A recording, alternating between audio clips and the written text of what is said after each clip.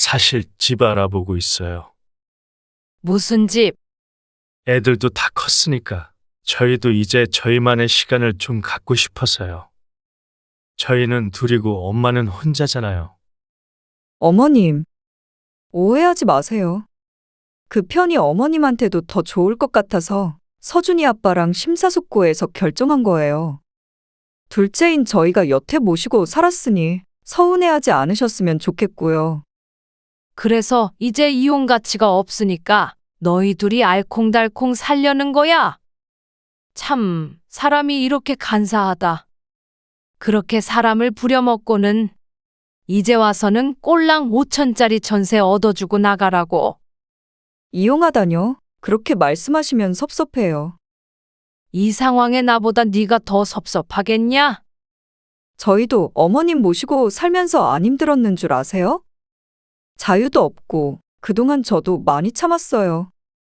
그리고 쉬어야 할 집이 모두에게 불편한 공간이 됐잖아요. 나 때문에 불편했다는 거야? 편하진 않죠. 여보, 당신도 그랬잖아. 어머님 때문에 불편하다고. 괜히 합가했다고. 오늘 이야기 속 주인공은 74세 전영숙 씨입니다. 그리고 그녀의 아들 며느리에 관한 이야기이죠. 믿었던 사람에게 당한 배신의 전 씨의 가슴이 참 쓰라렸습니다. 아니, 그 정도로 표현할 수도 없는 것이 그 믿었던 사람이라는 게 친자식이기 때문이었습니다. 그것도 10수년을 함께 산 아들이었죠. 한사코 거절하는 전 씨를 끈질기게 설득해 살던 집을 팔고 넓은 집으로 이사해 합가를 하게 만들었던 아들과 며느리. 그게 비극의 시작이었습니다. 합가 이후 전 씨는 어린 손주 둘을 돌보고 일하는 아들네 부부를 대신해서 밥하고 빨래하고 모든 일을 대신하게 되었습니다. 남편 떠나고 노후에 소소하게 취미생활하며 살려던 계획과는 크게 다른 삶이었습니다. 하지만 내 자식이기에, 내 손주들이기에 이런 삶 또한 나쁘지 않다고 생각했습니다. 함께 살면서 서러움을 느낀 적도 있었고 차라리 분가를 하자 싶은 때도 있었습니다. 하지만 결국 그렇게 세월이 흘러 합가한 지 10여 년이 지나게 되었죠. 손주들을 다 키워놓은 지금 이제는 좀 편히 살겠구나 싶었습니다. 하지만 전 씨의 효용 가치가 다 됐다고 느낀 것인지 아니면 함께 사는 생활이 못 견디게 싫었던 것인지 아들 며느리는 전 씨도 모르게 분가를 준비하고 있었습니다. 그런데 분가하는 사람이 자신들이 아니라 전 씨였던 것이었죠. 이런 배은망덕한 것들이 다 있나 하는 생각이 들었습니다. 저들 필요할 때는 온갖 가머니설로 꼬드겨 경제적 이익을 취하고 부려먹더니 이제 늙어 빠진 노모는 필요 없다는 것이었습니다. 하지만 전 씨는 이렇게 쫓겨날 마음이 없었습니다. 그럴 이유도 없었죠. 그래서 반대로 복수를 해주기로 결심했습니다. 아니, 모든 것이 제자리를 찾게끔 했습니다. 전 씨는 아들이 둘이 있었습니다. 큰아들은 회사원이었고 둘째 아들은 미용사였습니다. 다들 제 밥벌이는 하고 살기에 자식에 대한 걱정은 크게 없었습니다. 둘 다 결혼시키며 적당히 보태주었고 그걸로 자식 농사는 끝이 났다고 생각했습니다. 내일 아버님 생신이라 가서 저녁 식사하려고 하는데. 내일 평일이잖냐? 네. 그래서 퇴근하고 가려고요. 아이고 됐다. 뭐 하러 와? 그래도요. 너희 결혼할 때 내가 말했잖아. 명절에 나오라고. 어버이날도 그러면 가지 말아요? 그래. 전화통화만 한 번 하면 됐지. 내일도 그냥 네 시아버지한테 전화나 한 통 해. 그러면 됐어. 혹시 서운해 하실까 봐요. 서운하긴. 그런 거 다 챙기면 1년에 12번은 더 와야 돼. 다음 날도 출근하는데 뭘 와. 네, 그럼 내일 전화 드릴게요. 그래. 전 씨는 아들 둘을 결혼시키며 다짐한 것이 있었습니다. 시도 때도 없이 자식들 부르지 말고 꼭 필요할 때만 왕래하자고 말이죠. 지긋지긋한 시집살이 때문이었습니다. 남편이 오남매 중 넷째라 시부모를 모시고 사는 일은 없었지만 가끔씩만 봐도 어쩜 그렇게 사람을 못 살게 굴던지 아들들이 성인이 되기도 전부터 마음속으로 결심한 것이었습니다. 그리고 그 결심을 실천하려고 노력했죠. 그래서 그런지 아들들이나 며느리들과 그런대로 잘 지냈습니다. 명절이 아니면 부르지 않고 아들네가 원할 때만 만나니 갈등이 생기기가 쉽지 않았습니다. 1년에 보는 날이 한 손에 꼽고도 때때로 손가락이 남았습니다. 잘 지내셨어요? 그래. 너희는? 저희도 잘 지냈죠. 엄청 오랜만에 뵙는 것 같아요. 지난 추석에 봤으니까 오랜만이지. 그러네요. 배고프지? 앉아서 얼른 밥 먹어. 잘 먹겠습니다. 가끔 봐야 이렇게 늘 반가웠습니다. 서로 모나게 굴 일도 없고 그런다고 하더라도 몇 달 안 보고 지내면 금세 잊혀지고 그랬습니다. 해가 바뀌는데 사람 마음이라고 안 바뀔 수가 없었죠. 앞집에는 아무도 안 오나 봐요. 작년에는 엄청 북적북적 하던데. 그러게. 생각해보니까 지난 추석에도 조용했네. 본래 같았으면 사람들 드나드는 소리가 전 씨의 집까지 들렸어야 했지만 유난히도 조용했습니다.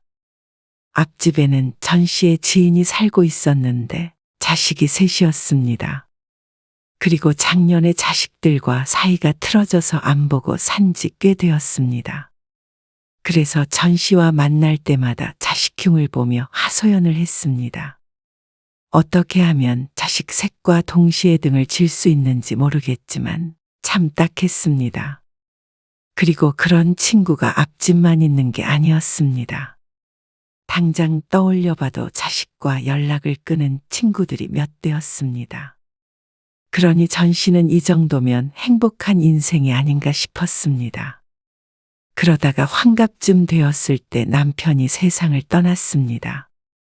갑작스러운 것은 아니었고 병상에 꽤나 누워있다가서 마음의 준비를 할 시간은 있었습니다. 그렇다고 하더라도 아무렇지 않을 리는 없었지만 말이죠. 그런데 남편의 죽음을 제대로 받아들이기도 전에 전 씨는 큰아들 내외에게 크나큰 상처를 받게 되었습니다. 그것도 남편의 장례식장에서 말이죠. 조문객의 발길이 뜸해진 새벽 2시쯤. 가슴이 답답해 장례식장 뒷문으로 나간 전 씨는 우연히 큰아들 내외가 하는 말을 듣게 되었습니다. 지금 할 말은 아닌 것 같은데 너무 걱정돼서 그래. 아버님 돌아가셨는데 어머님 나중에 우리가 모시고 살아야 하는 거 아니지? 당신이 장남이잖아. 벌써부터 그런 걱정을 해? 엄마 엄청 정정하신데. 그래도 시간 문제잖아. 에이, 그럴 일은 없을 것 같긴 한데. 근데 합가하게 되면 좋은 점도 있지 않아? 애들도 키워주실 거고. 당신 맨날 일하면서 애들 잘 못 챙겨서 괴롭다고 그랬잖아. 뭐? 애들 잘 못 챙겨도 시어머니까지 모셔야 되는 건 더 괴롭지. 그런가? 나는 당신 일 때문에 엄마랑 같이 살면 좋지 않을까는 생각했지. 절대 아니야. 아이고, 알았어. 나도 그럴 생각 없어. 그냥 당신 걱정에 해본 생각이야. 정말이지? 그래. 장남이라고 부모 모시고 살라는 법 있어. 어머님 나중에 아프셔도? 그래. 병원에 가셔야지. 그러면. 치매에 걸리셔도? 치매. 치매도 전문 병원에 가셔야겠지. 요양원이나. 아, 절대 안 모신다니까. 약속해. 자, 손가락 걸어. 하늘이 두 쪽 나도 안 모실게. 됐지? 그러면서 서로의 새끼손가락을 부여잡고 있는 모습을 전 씨는 오래도록 지켜보았습니다. 장례식장에서 할 말이 아닌 걸 아는데 왜 그렇게 경솔한 대화를 나누었는지 몰랐습니다. 그리고 듣지 않았다면 더 좋았을 걸 하고 생각했죠. 어디 갔다 오셨어요? 밖에 잠깐. 안색이 안 좋으세요. 좀 쉬세요. 아니다. 그리고 5분쯤 지나자 큰아들 내외도 들어왔습니다. 말없이 나란히 앉아 있다가 문득 전 씨가 말을 했습니다. 아버지 안 계셔도 합가할 생각 없다. 나도 혼자가 편해. 뜬금없는 전 씨의 말에 둘째 아들네는 어리둥절한 표정을 지었습니다. 그리고 큰 며느리의 안색이 굳어졌죠. 그러니까 너무 걱정하지 말란 소리야. 엄마, 그게 아니고요. 그러자 싸해진 분위기를 읽었는지 작은 아들도 숨을 죽였습니다. 더는 말 안 해도 돼? 혼자여도 내가 몸이 불편한 것도 아니고 치매에 걸린 것도 아니잖냐. 그러자 아들은 변명을 포기하고 입을 다물었습니다. 큰 며느리와도 나쁘지 않은 사이라고 생각했지만 그렇게 진절머리를 낼 줄은 몰랐습니다. 하지만 며느리가 시모와 함께 살고 싶지 않아 하는 건 이해가 갔습니다. 다만 새끼손가락까지 걸어가며 아프면 병원에, 치매면 요양원에 데리고 가겠다는 아들이 전 씨를 더 아프게 했죠. 그래서 그날 이후로 아들네와는 뜸하게 지냈습니다. 서로가 의식적으로 피하는 것 같았죠. 사실 생각해보면 별거 아닐 수 있었지만 그래도 전 씨도 사람이기에 아들 며느리 얼굴을 보기가 껄끄러웠습니다. 그런데 나중에 작은 아들 내외가 찾아와 조심스럽게 말했습니다. 형이 한 말은 잊어버리세요. 다 잊었어. 무슨 말을 했는지 이미 형제간의 얘기가 오간 모양이었습니다. 그런데 작은 아들이 덧붙이는 말에 전 씨는 다소 당황스러웠죠. 저희는 오히려 합가를 했으면 해요. 뭐? 같이 살자고? 네. 이게 무슨 뜬금없는 말인가 싶었습니다. 전 씨의 반응에 아들은 멋쩍은 듯 웃으며 주저리 합가해야 하는 이유에 대해 말했습니다. 아버지도 안 계시고 혼자 사시는데 불편하실 거 아니에요. 저희도 북적북적 같이 살면 좋고 엄마 걱정 덜해서 안심되고요. 그 이후로도 한참을 더 떠들었는데 아무리 그래도 함께 살 때의 불편함을 생각하면 아무것도 아닌 이유처럼 느껴졌습니다. 그래서 전 씨는 고개를 가로저었죠. 아이고, 무슨 합가야. 나는 괜찮으니까 아서라. 매일 얼굴 보고 살면 좋은 일만 있겠냐? 나쁠 건 또 뭐예요? 가족인데 아무리 가족이라도 자꾸 보면 싸울 일밖에 없어. 그래도요. 그래도는 무슨. 혼자 사는 거 안 불편해? 네 아빠 입원하고 한참을 혼자 살았는데 이제 와서 뭐가 적적하다고. 이렇게 단칼에 거절당할 줄은 몰랐는지 작은 아들은 당황스러운 눈치였습니다. 그러니까 옆에서 추임새를 넣던 작은 며느리가 아들의 옆구리를 쿡쿡 찔렀죠. 아, 그게요. 사실은 아들이 살림을 합치려는 이유가 따로 있었습니다. 저희 미용실 좀 넓혀서 가려고 하는데 그래서 집을 정리할까 해요. 너희 사는 집을? 네. 대출 알아보니까 이미 대출이 좀 있어서 많이 안 나오더라고요. 사업자 대출도 있긴 한데 이왕이면 출혈이 적은 게 좋으니까요. 그래서 너희 집 팔고 우리 집에서 살겠다는 말이야? 기왕이면 저희 돈 조금 보태서 좀 큰 집으로 가는 게 어때요? 맞아요, 어머님. 그리고 그게 아니더라도 저희가 어머님이 너무 필요해요. 일하면서 애들 보기 쉽지 않네요. 애들도 할머니 좋아하니까 같이 살면 진짜 좋아할 거예요. 며느리가 통사정을 했습니다. 큰아들은 애를 못 봐도 절대로 시모랑은 못 살겠다고 하는데 작은 아들네는 전 씨가 필요하다고 난리였습니다. 그런데 희한하게도 전 씨는 그 말이 귀에 꽂혔습니다. 나이 드니 나는 참 쓸모없구나 생각하고 있었습니다. 자식조차 자신을 원치 않아 하고 말이죠. 그런데 그 와중에 내가 필요하다는 말에 조금 혹한 것도 있었습니다. 바쁘게 사는 자식이 안쓰럽기도 했지만 자신도 모르는 사이에 조금은 외롭기도 했던 것 같았습니다. 그래서 얼마 뒤 어리석은 선택을 하고야 말았죠. 아들은 살던 집을 팔았고 전 씨는 평수를 조금 넓혀서 이사를 했습니다. 더 보태려고 했는데 생각보다 인테리어 비용이 많이 초과가 돼서요. 아이고 됐다. 너희 미용실에 놨어. 많이 보태겠다고 해서 평수를 넓힌 것이었지만 막상 아들은 2천만 원을 보탰습니다. 집값을 생각한다면 터무니없이 적은 금액이었지만 전 씨는 아들네 사정을 생각해서 더 받지 않았습니다. 이왕 미용실을 확장하는 거 뭐든 제대로 해야 된다고 생각했죠. 근데 명의는 그런데 아들이 뜬금없는 질문을 했습니다. 2천만 원 보태고 명의를 누구 앞으로 할 것인지 물었는데 전 씨는 당연히 자신의 앞으로 한다고 생각했습니다. 하지만 생각해보니 아들 돈도 들어가긴 해서 어떻게 해야 하나 싶었습니다. 그래도 명의는 엄마 앞으로 할게. 2천만 원 필요하다면 돌려주고. 아니에요. 그럼 살다가 나중에 재산 정리할 일 있으면 그때 다시 생각해보자. 알겠어요.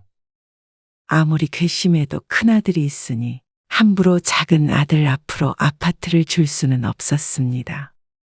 그랬다가는 자식들 간의 사이도 장담할 수 없게 될 것이 뻔했습니다. 그리고 아들네 부부는 좋은 위치에 크고 번듯한 미용실을 차렸습니다. 원래 운영하던 것의 산업에는 큰 규모였고 그만큼 비용이 많이 들었습니다. 중간에 전시의 자금도 추가적으로 들어가기도 했습니다.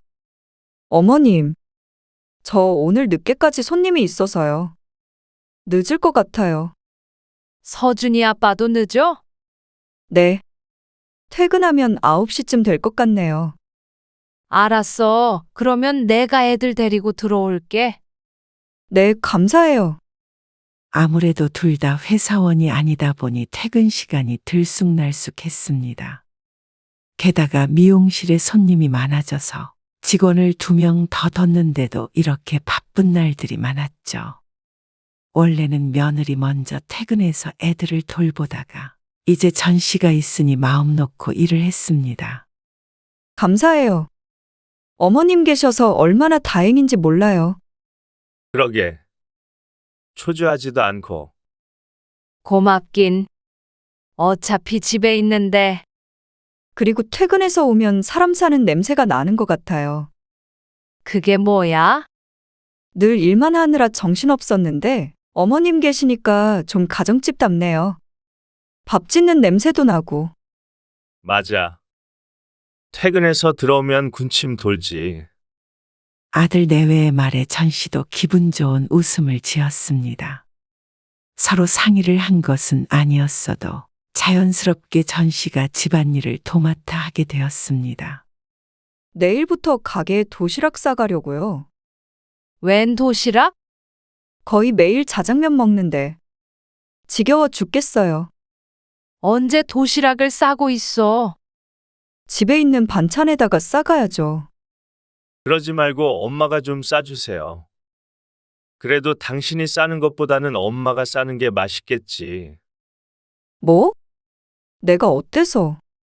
며느리는 핀잔하듯 아들을 흘겼지만 그래도 내심 전 씨가 도시락을 싸줬으면 하는 눈치였습니다.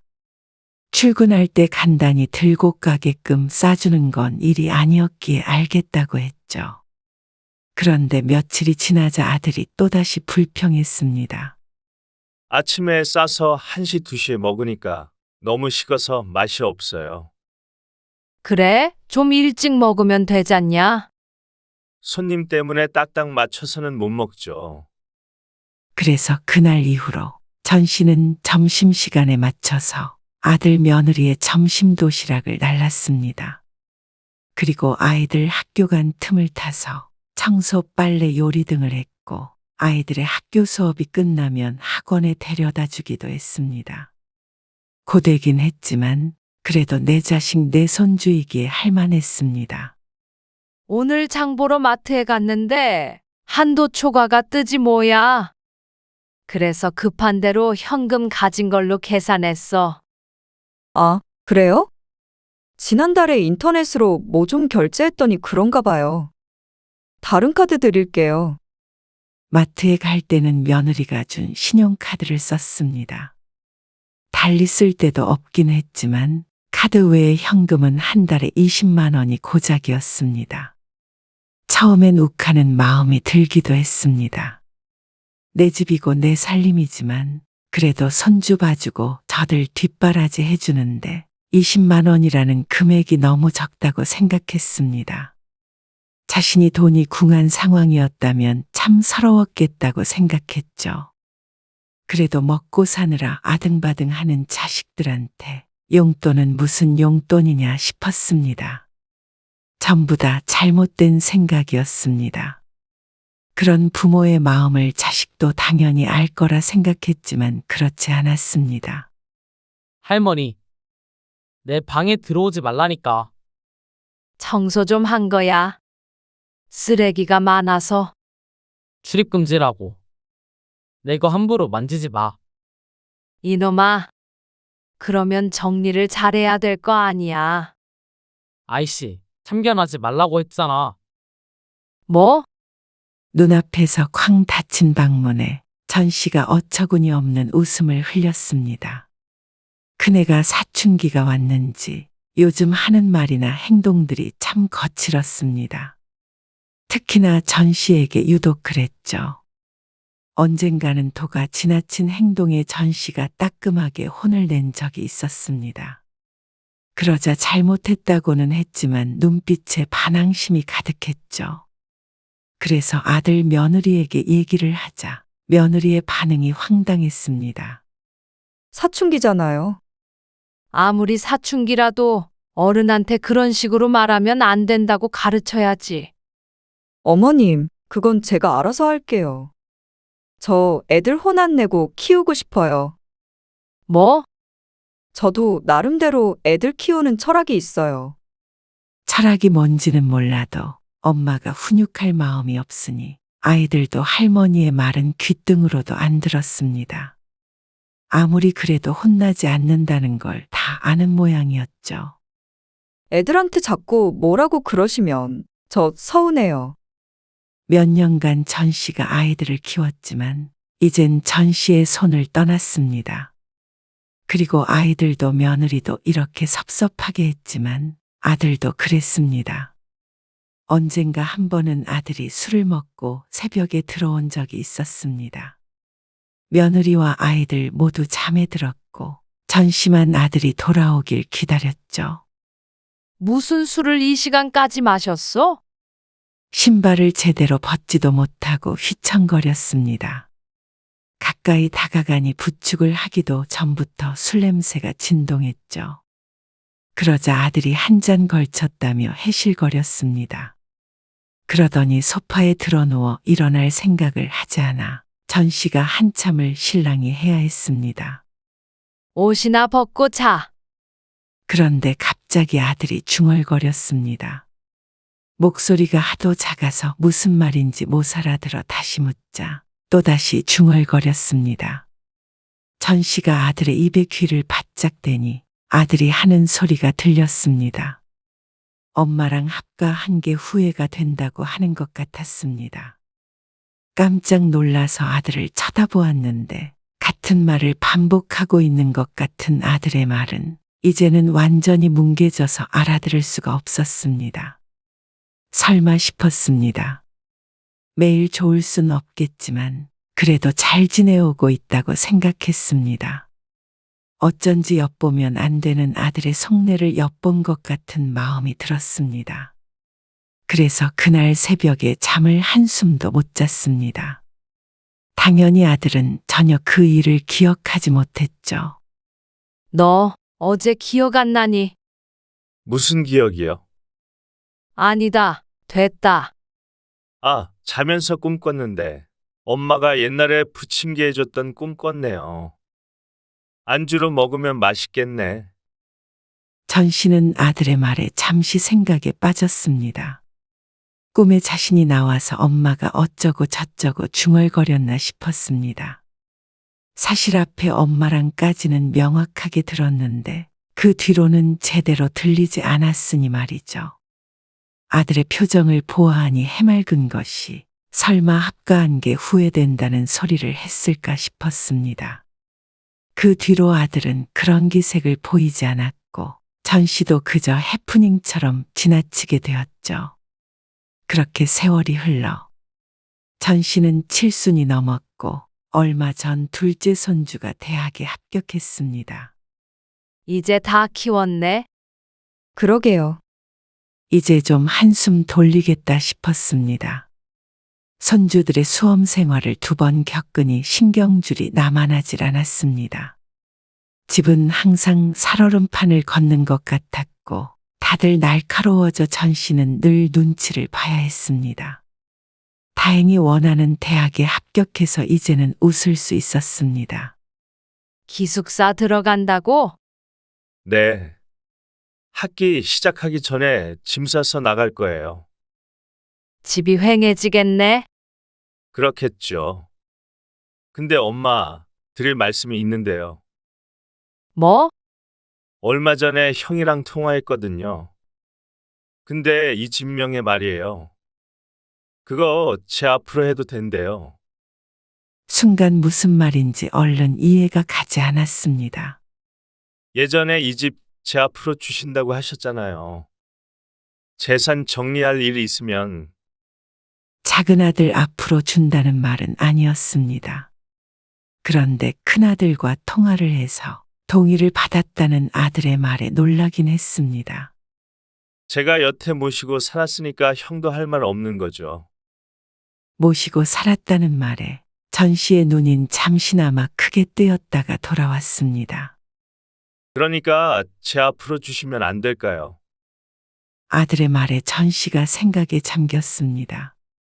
이제 73이 되었고 아들이 둘인데 그중 하나가 집이 필요 없다고 하니 남은 아들에게 주어도 되지 않겠나 싶었습니다. 그리고 어차피 같이 살고 있으니까 이제 와서 명의가 크게 중요한 것 같지 않았습니다. 그래서 전 씨가 고개를 끄덕이자 아들 며느리가 크게 기뻐했죠. 자, 이거 달라던 서류. 오늘 때 왔어. 도장도 쳐주세요. 그거는 내가 찍어야 하는 거 아니야? 위임장 있어서 제가 해도 돼요.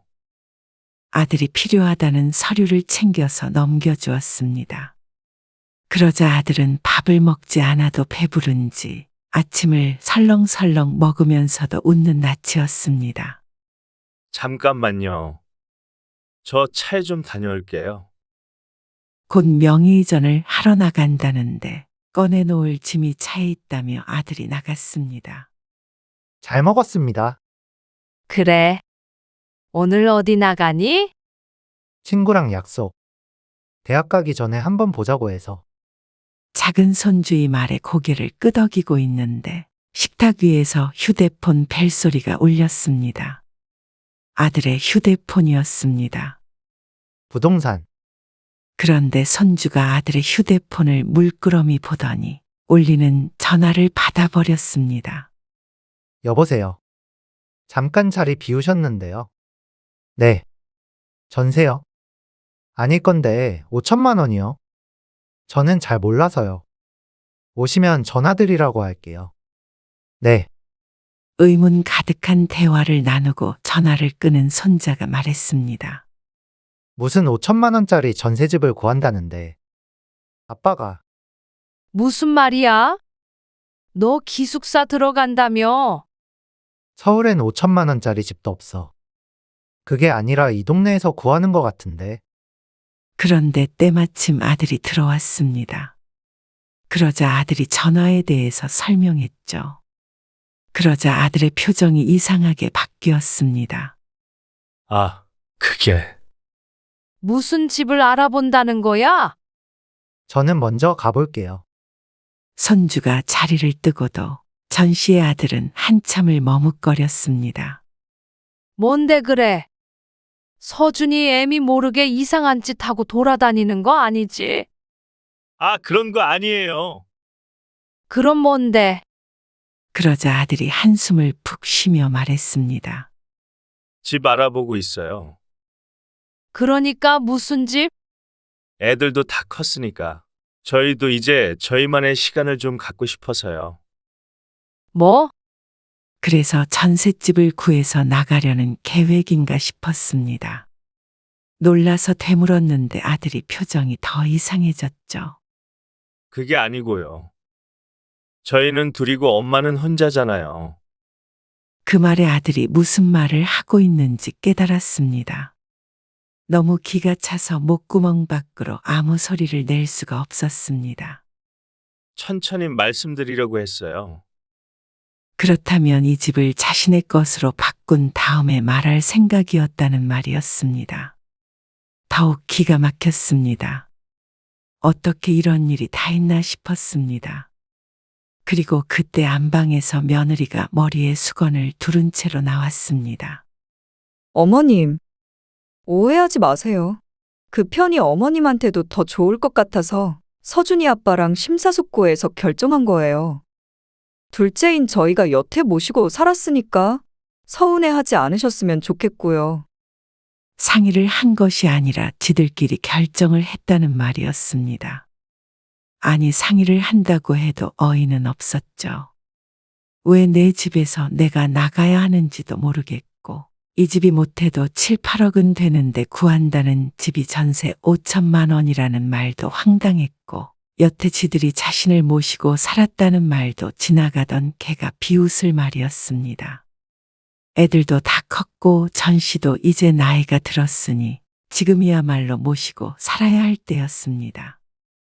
그런데 조금 더 젊을 땐 뽑아먹을 대로 뽑아먹더니 이제 더 이상 나올 것이 없을 것 같아 집을 뺏고 쫓아내는 건가 싶었습니다.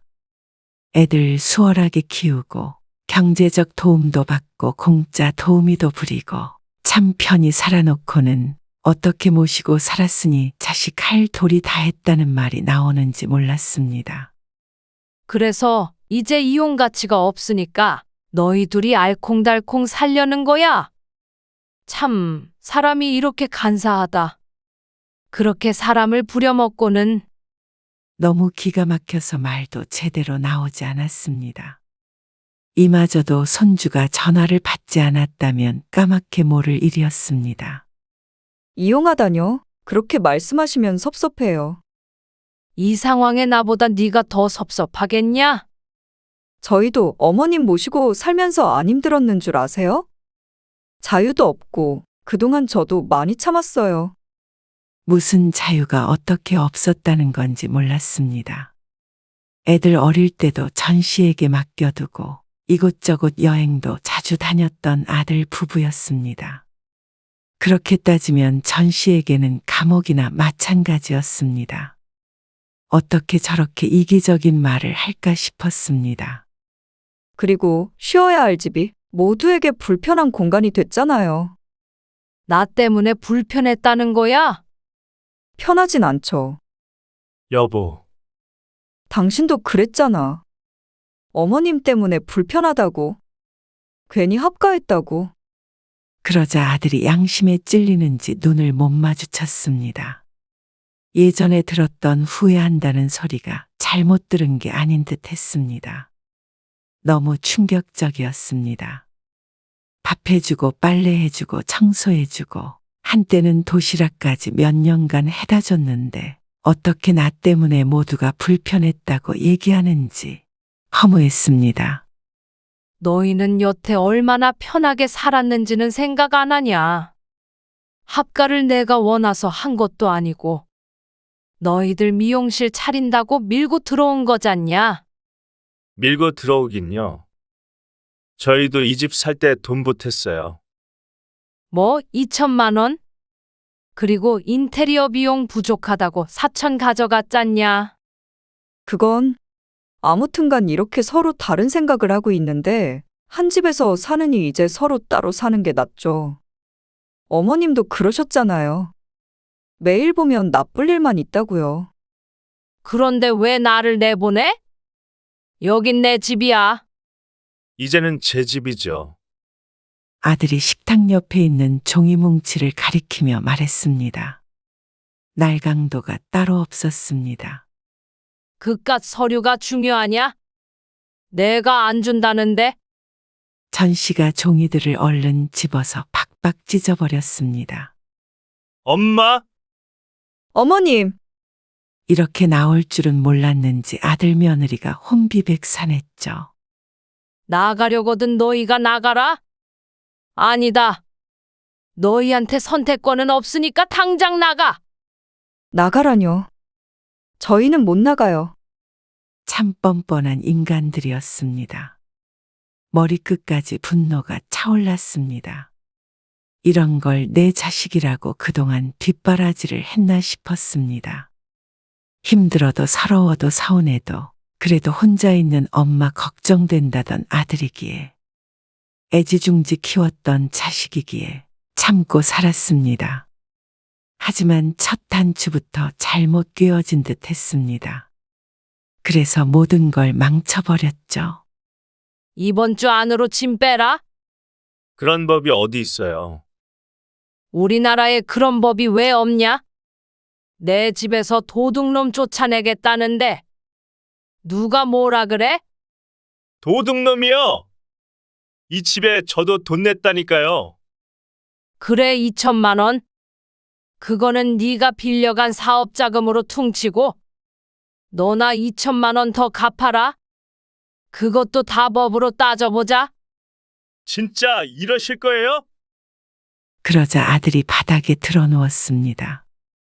이 집에서 한 발자국도 나갈 수 없다면서 말이죠. 일이 지저분하게 흘러갔습니다. 하지만 한 발자국도 안 나가는 건 전 씨였습니다. 어차피 나갈 일도 없는데 누가 이기나 해보자 싶었습니다. 반면에 아들 며느리는 일을 해야 하니 계속 버티고 있을 수만은 없었죠. 그래서 다음날 아들 며느리가 출근한 사이에 집 번호키를 통째로 바꿔버렸습니다. 카드키를 가지고 있기에 비밀번호를 바꿔도 소용이 없을 것 같아서였죠. 그러자 저녁에 문을 쿵쿵대며 난리를 쳤습니다. 알겠어요. 그냥 같이 살면 되잖아요. 사람을 바보로 아는 모양이었죠. 됐다. 나중에 아파서 거동도 못하면 애미고 뭐고 갖다 버릴 놈이야? 넌! 전 씨는 아들에게 너 같은 자식을 위해 더 이상 인생을 낭비하지 않겠다고 소리쳤습니다. 그리고 아들 며느리가 후퇴를 하자 다음 날에 이삿짐 센터를 불러서 짐을 싹 빼버렸습니다. 그러고 나서 미용실로 짐을 보내버렸죠. 전화에 불이 났습니다. 그리고 옆에서는 짐을 어디에 내려놓냐며 호통치는 남자의 목소리도 들렸습니다. 이런 식으로 하실 수는 없어요. 그럼 내가 어떤 식으로 해야 해? 너는 서준이가 너처럼 했다면 어떻게 했을 거냐? 그렇게 묻자 아들이 잠시 말이 없었습니다. 상상만 해도 끔찍할 것이 분명했습니다. 5천만 원짜리 전셋집 구할 생각이었다지. 그 집 잘 구해서 너희들이 오순도순 천년만년 행복하게 살아라? 알겠어요, 엄마. 이제 그만하세요. 이건 너무 심하잖아요. 제가 잘못했어요. 네? 지금 손님도 있는데 여기 난리도 아니에요. 부디 잘 살아라? 전 씨가 전화를 끊어버렸습니다. 그리고 짐이 싹 빠진 횡한 집을 둘러보았습니다. 전 씨 혼자 살기엔 큰 집이라 곧 팔아야 할 것 같긴 했습니다.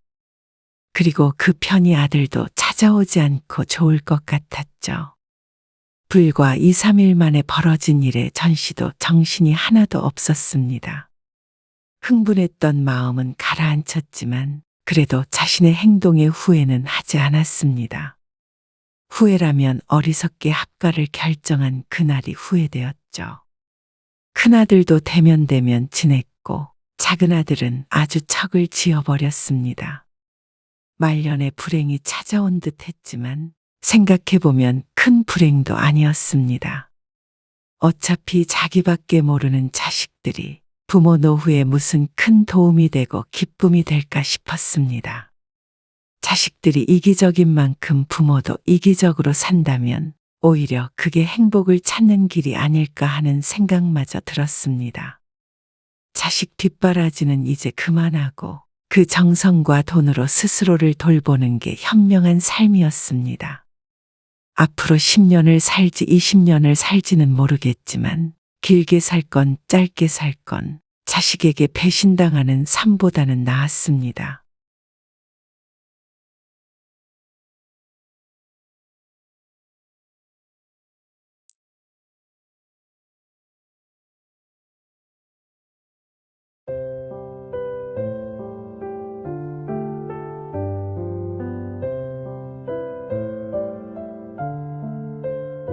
아니 동서, 어떻게 나랑 따로 의논도 안 하고 다들 있는 톡방에서 250만 원 소리부터 해?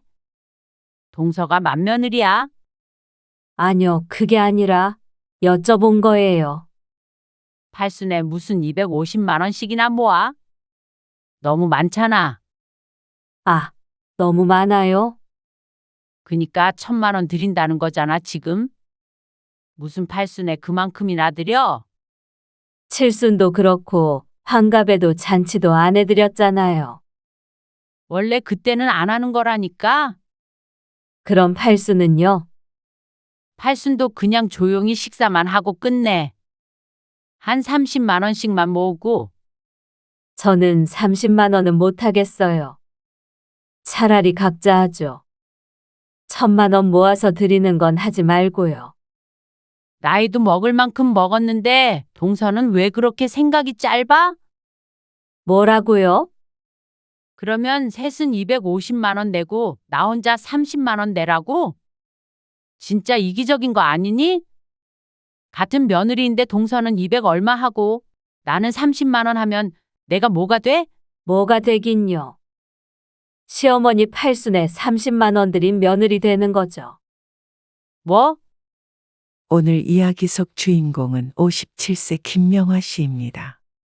그리고 그녀의 시집 식구들에 관한 이야기이죠. 그 중에서도 김 씨의 큰동서에 대한 얘기를 해볼까 합니다. 시부모에게 받을 도움은 다 받고 금전적인 지원도 가장 많이 받았던 큰동서는 얌체였습니다. 그 말로밖에는 설명이 안 됐죠.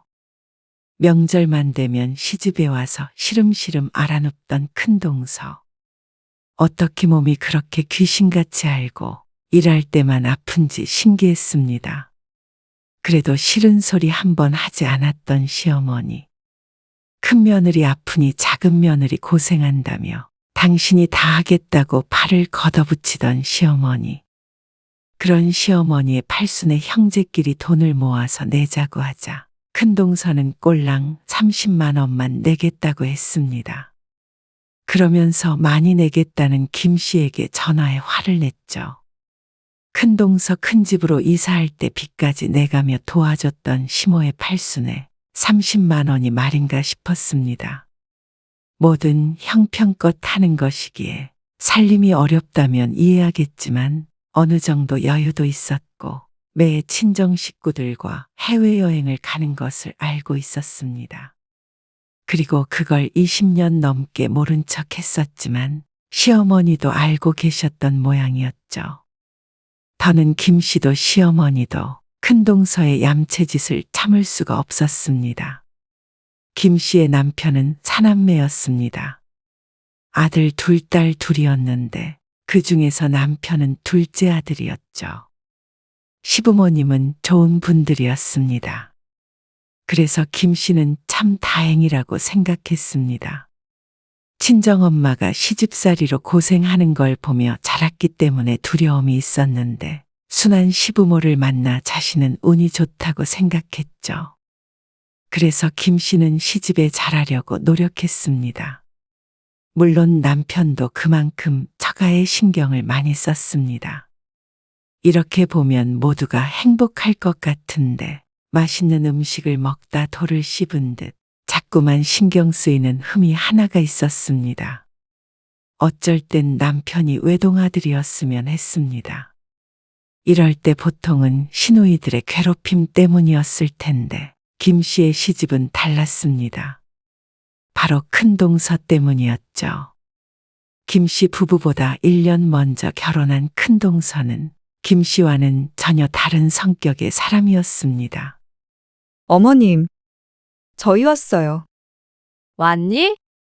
멀리서 오느라 고생했어. 형님은요? 벌써 와 있지. 결혼 후 첫 명절. 연휴 첫날 오후에 시집에 도착하자 이미 형님네는 와 있는 상태였습니다. 아주버님, 안녕하셨어요. 근데 형님은 아, 아파서 방에 누워 있어요.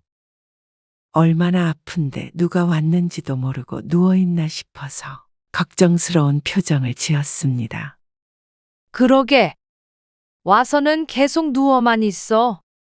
작년에도 그러더니 몸이 약해서 큰일이야.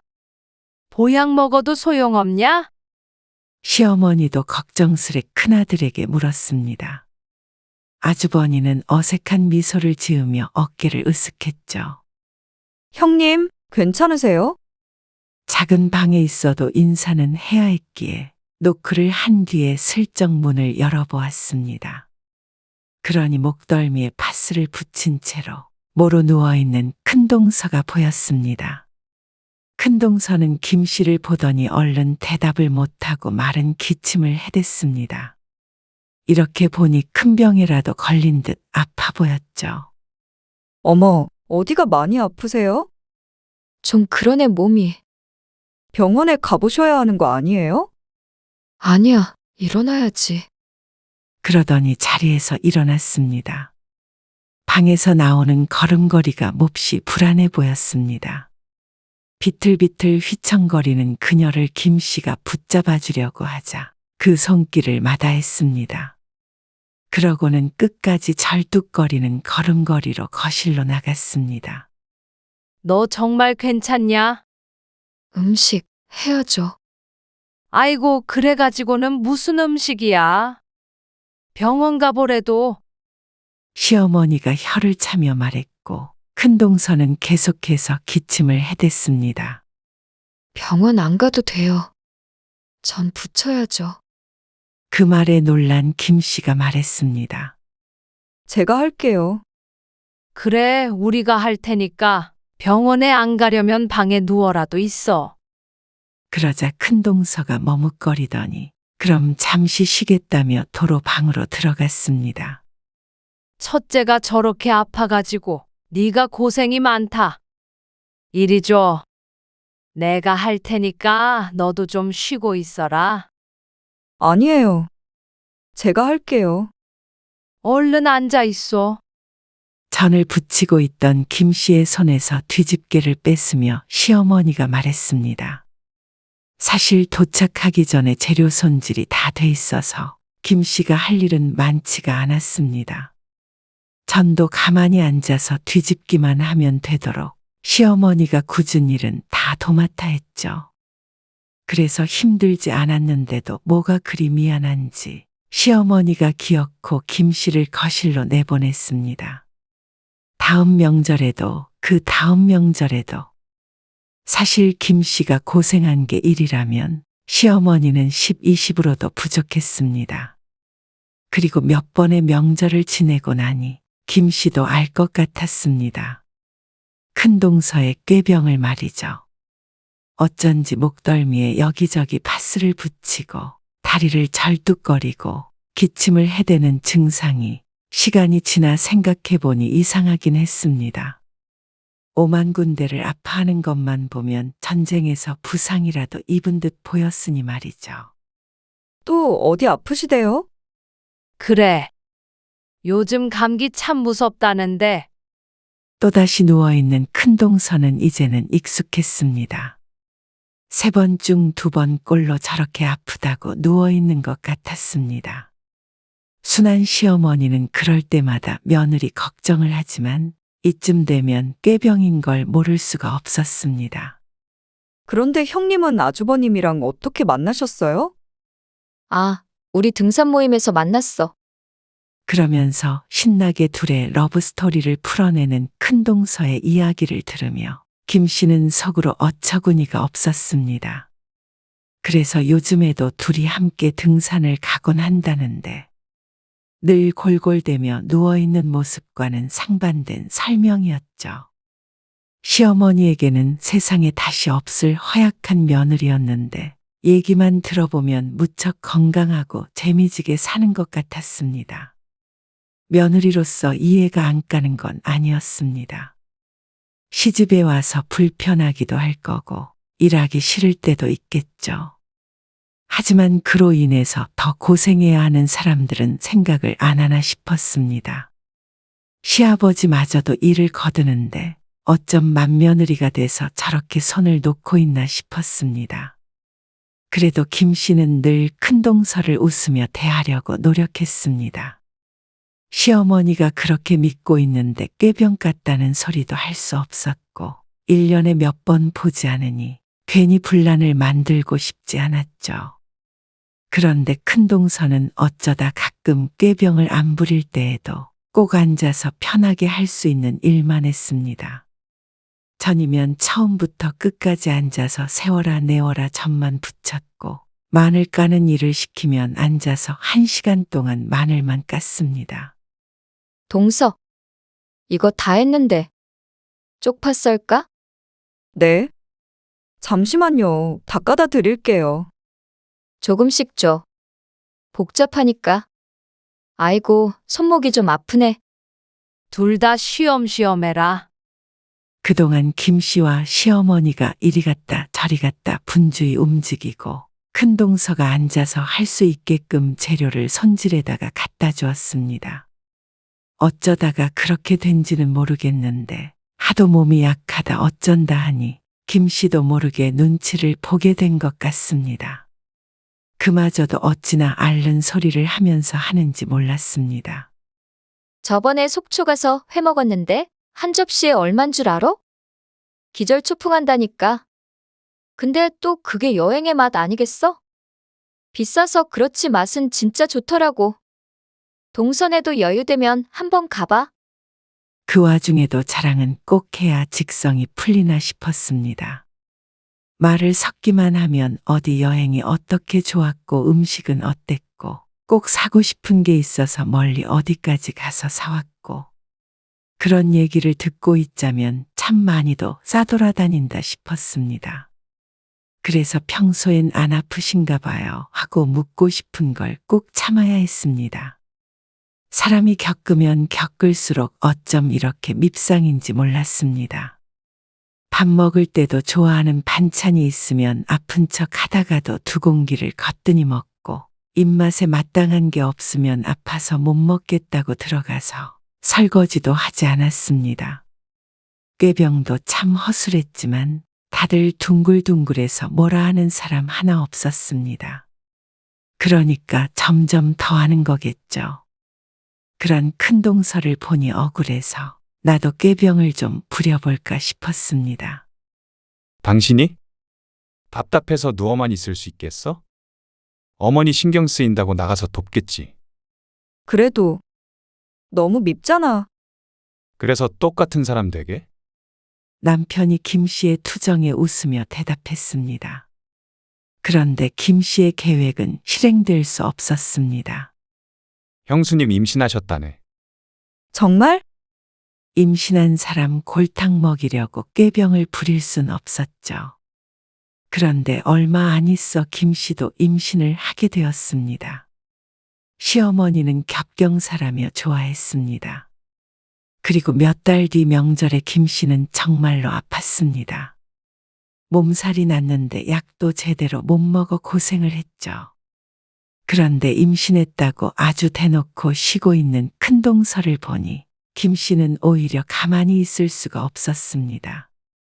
혼자서 음식을 할 시어머니가 마음에 걸려서 아픈 몸을 이끌고 명절을 지냈습니다. 나중에 김 씨가 아팠다는 걸 안 시어머니가 속상해했지만 그런대로 견딜만 했습니다. 큰동서는 작은 방에서 내내 기침 소리를 냈는데 임신을 했는데 기침은 왜 나오는지 이해가 가지 않았습니다. 여전히 응급실을 가자고 해도 사양했죠. 김 씨는 아이를 하나만 낳았지만 큰동선에는 아이를 셋이나 낳았습니다. 시간이 지나도 그놈의 얌체짓은 여전했습니다. 한때는 이런저런 핑계를 대고 시집에 안 갈 수도 있는데 왜 참석은 꼬박꼬박 하나 의아할 때도 있었습니다. 아파서 못 온다고 하면 이해해주지 않을 시부모님이 아니었으니 말이죠. 하지만 이유가 있었습니다. 여기 이거 받아라. 어머나, 이게 뭐예요? 명절인데 애들 용돈 줘야지. 막내도 주시는 거예요?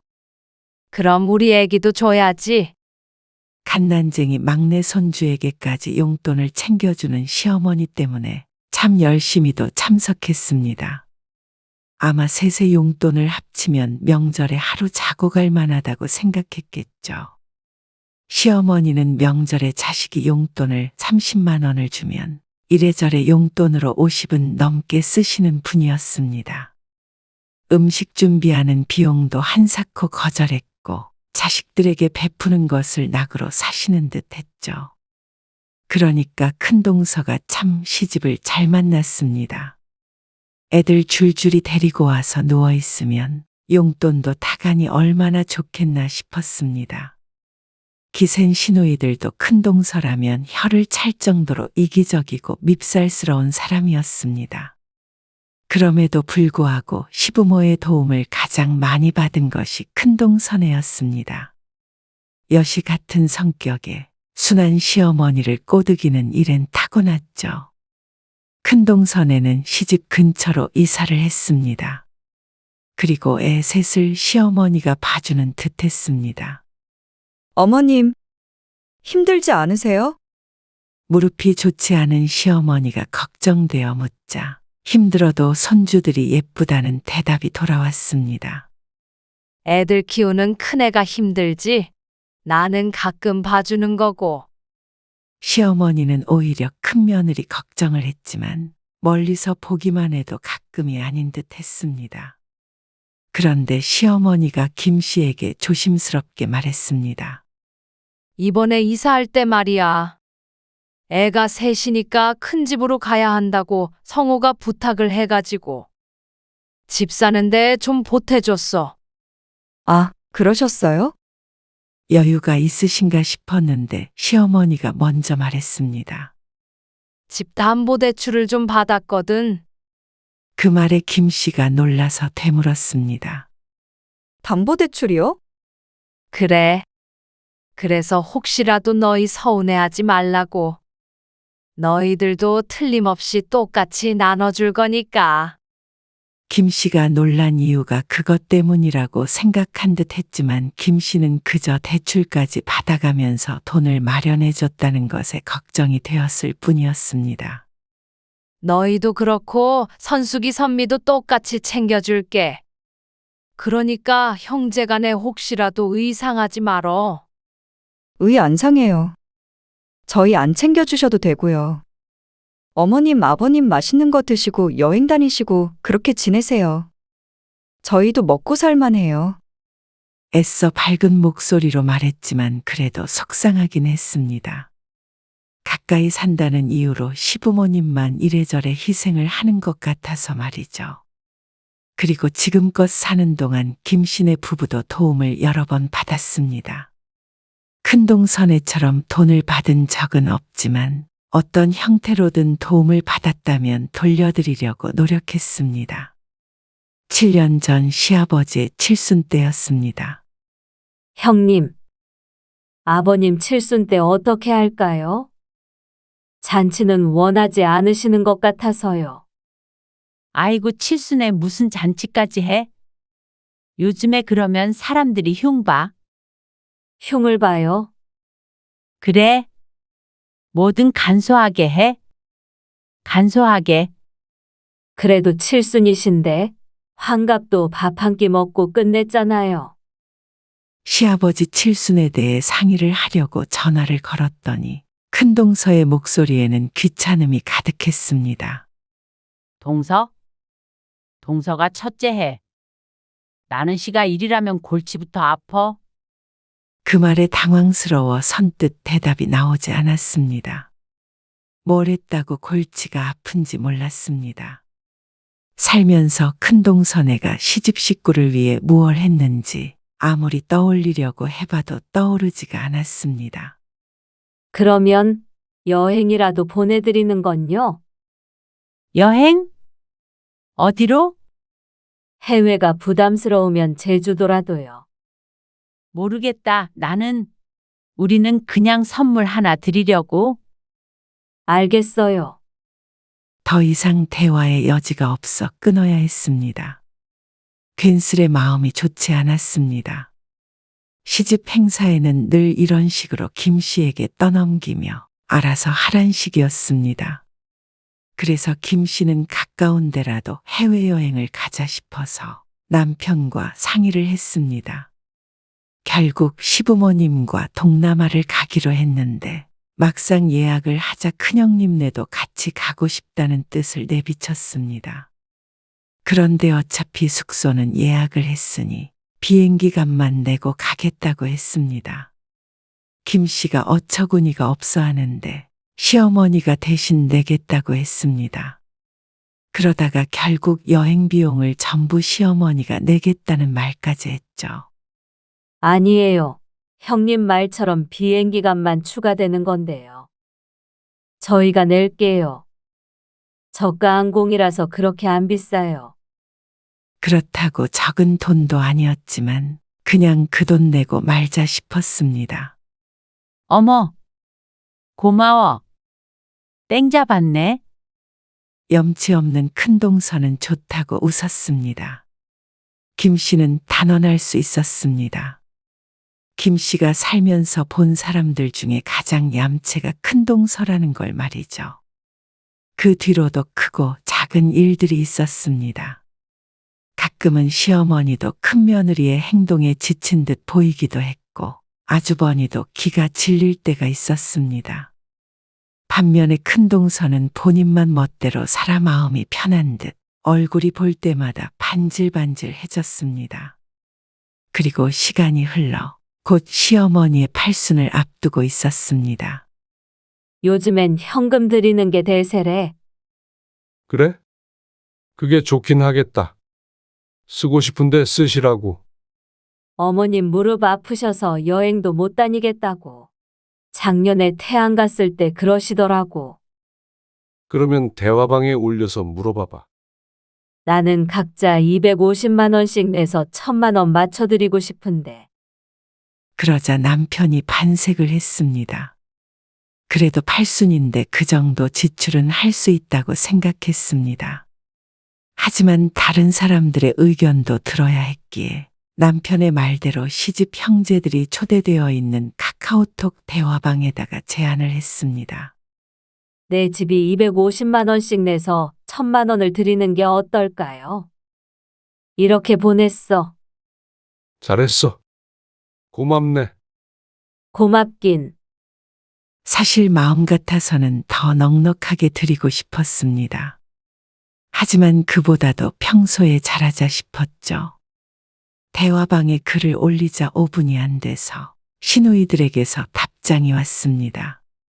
시누이들도 찬성한다면서 남편처럼 김 씨에게 생각해줘서 고맙다는 말을 덧붙였습니다. 각자 똑같이 내자는 건데 자꾸 칭찬을 듣자 멋쩍었죠. 그런데 답장을 보내기도 전에 휴대폰이 진동했습니다. 형님한테서 전화 왔는데 메시지를 받나 싶어서 전화를 받자마자 못마땅한 말투가 들렸습니다. 아니, 동서가 맏며느리야? 어떻게 나랑 따로 의논도 안 하고 다들 있는 톡방에서 250만 원 소리부터 해? 네? 의논이요? 의논하려고 올린 건데. 그니까 동서가 맏며느리냐고? 아니요. 그게 아니라 여쭤본 거예요. 대화방에는 아주버니와 김씨 부부, 그리고 신우이 부부들이 전부 들어가 있었습니다. 거기에 김씨가 먼저 제안을 한 게 불만인가 싶었습니다. 그런데 계속해서 들려오는 말을 들으니 그 이유가 아닌 것 같았죠. 팔순에 무슨 250만 원씩이나 모아? 너무 많잖아. 아, 너무 많아요? 그니까 1,000만 원 드린다는 거잖아, 지금. 하지만 사람이 4명이었습니다. 그래서 1,000만 원이지 각자 250만 원씩은 낼 수 있는 거 아닌가 싶었습니다. 다들 형편이 어려운 것도 아니고 먹고 살만하면 부모에게 당연히 그 정도는 해드릴 수 있다고 생각했죠. 구순도 아니고 무슨 팔순에 그만큼이나 드려? 칠순도 그렇고 환갑에도 잔치도 안 해드렸잖아요. 원래 그때는 안 하는 거라니까. 그럼 팔순은요? 팔순도 그냥 조용히 식사만 하고 끝내. 한 30만 원씩만 모으고. 그러면 내 식구 해봤자 120만 원이었습니다. 김 씨도 돈이 남아노라서 용돈을 드리려고 한 건 아니었지만 그건 참 아니다 싶었습니다. 그냥 생신 때도 50만 원은 드렸는데 팔순에 30만 원씩 모아서 주자니 저는 30만 원은 못 하겠어요. 차라리 각자 하죠. 1,000만 원 모아서 드리는 건 하지 말고요. 그런데 큰동서는 김 씨에게 버럭 화를 냈습니다. 나이도 먹을 만큼 먹었는데 왜 그렇게 생각이 짧아? 뭐라고요? 그러면 셋은 250만 원 내고 나 혼자 30만 원 내라고? 진짜 이기적인 거 아니니? 어처구니가 없어서 말이 안 나왔습니다. 같은 며느리인데 동서는 200 얼마 하고 나는 30만 원 하면 내가 뭐가 돼? 시누이들에게는 차마 이렇게 전화해서 퍼붓지는 못하고 만만한 게 김 씨인 모양이었습니다. 순간 김 씨도 머리에 열이 차오르는 듯 했습니다. 뭐가 되긴요? 팔순에 30만 원 드린 며느리 되는 거죠. 뭐? 큰동서가 김 씨의 말에 당황한 듯 어버버하고 웅얼거렸습니다. 용돈 드려도 명절이나 그런 때 애들 용돈으로 다 돌려주시잖아요. 뭐? 그럼 1,000만 원 드리면 그대로 돌려주신다는 말이야? 안 돌려주시면 어쩔 거야? 동서가 책임질 거야? 무슨 이런 사람이 다 있나 싶었습니다. 돌려받을 거 생각하면 뭐하러 선물을 드리나 싶었죠. 그동안 아무리 얌체짓을 해도 시어머니 속상할까봐 따지지도 않고 살았습니다. 그래도 이건 너무했습니다. 다른 일도 아니고 그렇게 자신에게 잘해준 시어머니의 팔순에 이런 말을 하나 싶었습니다. 막말로 저희는 애하고 형님네는 셋이죠. 평생 어머님이 키워주셨고요. 용돈도 똑같이 주시니까 저희보다 형님네 애들이 3배는 더 받아갔네요. 아, 그리고 지금 살고 계신 집으로 이사할 때도 어머님이 대출받아서 보태주셨잖아요. 그거 갚으신다고 어머님 고생 많이 하셨어요. 그러면 양심이 있어야죠. 뭐? 양심? 말 다 했어? 아니요. 그리고 형님, 30만 원 하실 거면 형님, 친정부모님이랑 해외여행 다닌 사진들이나 카톡에서 좀 지우세요. 어머님이 볼 줄 모르신다고 우리까지 모르는 거 아니에요. 다들 바보라서 가만히 있는 줄 아세요? 더러워서 피하는 거죠. 야, 부끄러운 줄 아세요. 그렇고는 전화를 끊었는데도 분이 덜 풀렸습니다. 옆에서 남편이 얼빠진 표정으로 김 씨를 바라보고 있었습니다. 그러다가 정신을 차려는지 짧게 박수를 몇 번 치며 말했습니다. 대단한 마누라구만. 그러면서 말 잘 들어야겠다고 너스레를 떨었습니다. 김 씨와 시누이들은 큰동선회를 빼고 300씩 모았고 김 씨네가 100만 원을 더 보태서 1000만 원을 맞춰서 드렸습니다. 그리고 큰동선은 정말로 30만 원만 냈습니다. 아주버니도 동의를 했는지 안 했는지는 몰라도 놀라울 따름이었습니다. 부부가 쌍으로 이렇게 양심이 없나 싶었습니다. 그동안 받아간 걸 생각하면 큰동선에는 300이 아니라 3천만 원을 내놔도 부족했는데 말이죠. 그러니까 시어머니도 생각이 많아진 듯 했습니다. 몇 해 전에 김 씨의 아이와 큰동선의 첫째가 나란히 취업을 했을 때도 용돈을 100만 원씩 주셨던 시어머니였습니다. 그런데 팔순의 큰며느리에게서 30만 원을 받은 게 아무래도 충격이 큰 모양이었습니다. 어머님, 자식들한테 너무 많이 퍼주고 그러지 마세요. 어머님, 아버님한테 쓰세요. 애들 용돈 줄 때도 지났고요. 그건 내가 주고 싶어서 주는 거고. 그렇게 생각하면 큰며느리는 주기 싫어서 안 주는 것이 되니 말을 내뱉고도 시어머니의 안색이 더 어두워졌습니다. 그러곤 속상한 속내를 드러냈습니다. 사실 이번에 땅을 팔았어. 크게 올라서 지금 팔아야 된다고 그러더라고. 그러셨어요? 처음 듣는 얘기였습니다. 동네 어귀의 뒷산에 걸친 땅이 크게 있다고는 들은 것 같았는데 동시에 경제적으로는 큰 가치가 없을 거라는 말도 들었었죠. 거기 근처가 이제 개발이 된다고 그래서 내놓기도 전에 사가더라고. 그래서 이참에 너희 나눠줘야겠다 생각했는데. 그걸 왜 저희를 줘요? 어머님 쓰셔야지. 우리가 돈 쌓아놓고 뭐해? 우리 쓸 돈은 충분히 있어. 그 땅은 우리도 없는 셈 치고 살았던 땅이었고. 땅을 팔아서 받은 금액이 세금을 제외하고 5억 정도가 된다고 했습니다. 그 말에 헉소리가 절로 나왔습니다. 그렇게 나요? 산이 전부 밀리고 뭔가가 들어선다고 했습니다. 어떻게 이런 일이 있나 싶었습니다. 그런데 시어머니는 그걸 큰아들네를 제외하고 나머지 셋에게 주겠다고 했습니다. 남편도 사양이지만 어차피 물려줄 것이었다며 한사코 증여를 해주겠다고 했죠. 괜찮으시겠어요? 안 괜찮을 게 뭐가 있어. 그 정도면 형님네 대출받아 줬던 것보다 큰데. 걔들은 그것도 과분해. 심기가 단단히 상한 듯한 시어머니의 목소리에 큰동서의 얼굴이 아른거렸습니다. 분명히 가만히 있지 않을 테니 말이죠. 그리고 그 얘기를 가족들을 모아놓고 했을 때 당연히 큰동서는 뒤로 꼬르르 넘어갈 듯 했습니다. 이러는 법은 없어요. 어머님, 세상에 맏아들만 빼놓고 재산을 나눠주는 경우가 어디 있어요? 내 돈 내가 주고 싶은 사람한테 준다는데 왜 법을 따져?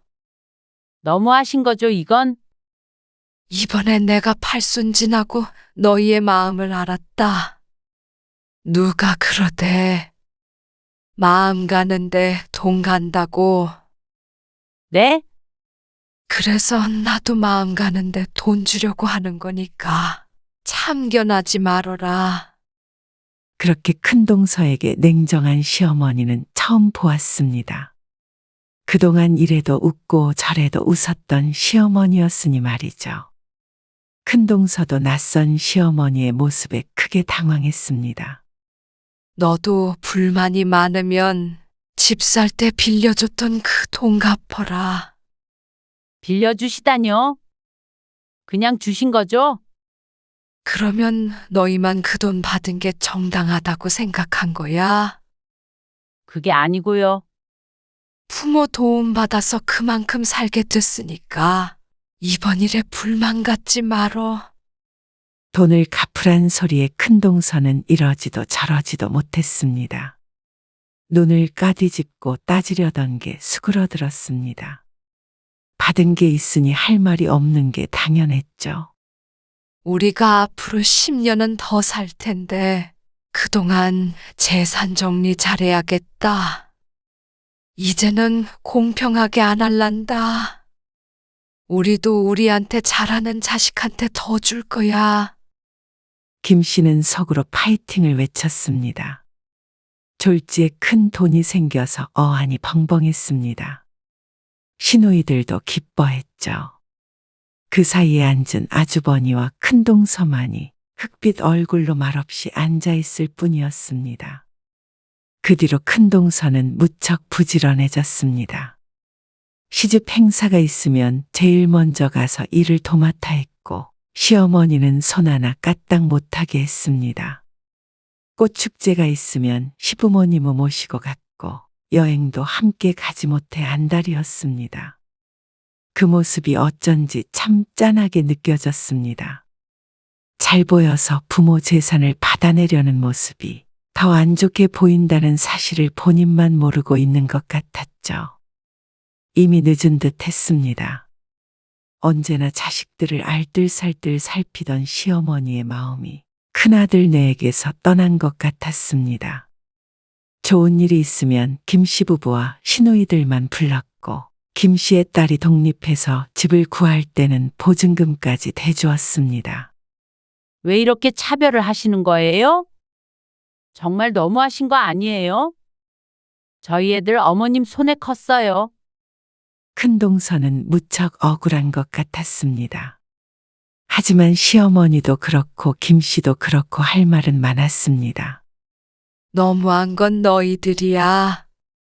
내 손으로 키워줬는데 생일에 전화 한 통이라도 제대로 한 애가 있냐? 너희 애들 키워주면서 내가 돈 한 푼이라도 받은 적이 있냐? 기어 끈댄 너희는 부모를 위해 뭘 했냐? 그러자 할 말이 있을 리가 없었습니다. 그 정도 대접받으면서 살았으면 마음 곱게 먹어라. 그동안 네가 아무리 못나게 굴어도 둘째가 뭐라고 불평이라도 한 적이 있냐? 말없이 네 목까지 한 둘째 며느리한테 더 마음 써도 넌 할 말 없어. 은근슬에 그동안 큰 며느리의 얌체짓을 알고 있었다는 듯이 말하는 시어머니. 이제 나도 부모 생각해주는 자식들만 챙기면서 살련다. 그러자 큰동서는 크게 상심했습니다. 하지만 돈 갚으라는 소리가 또 나올까 싶어 무서웠는지 어쨌는지 다시 따져 묻지도 못했죠.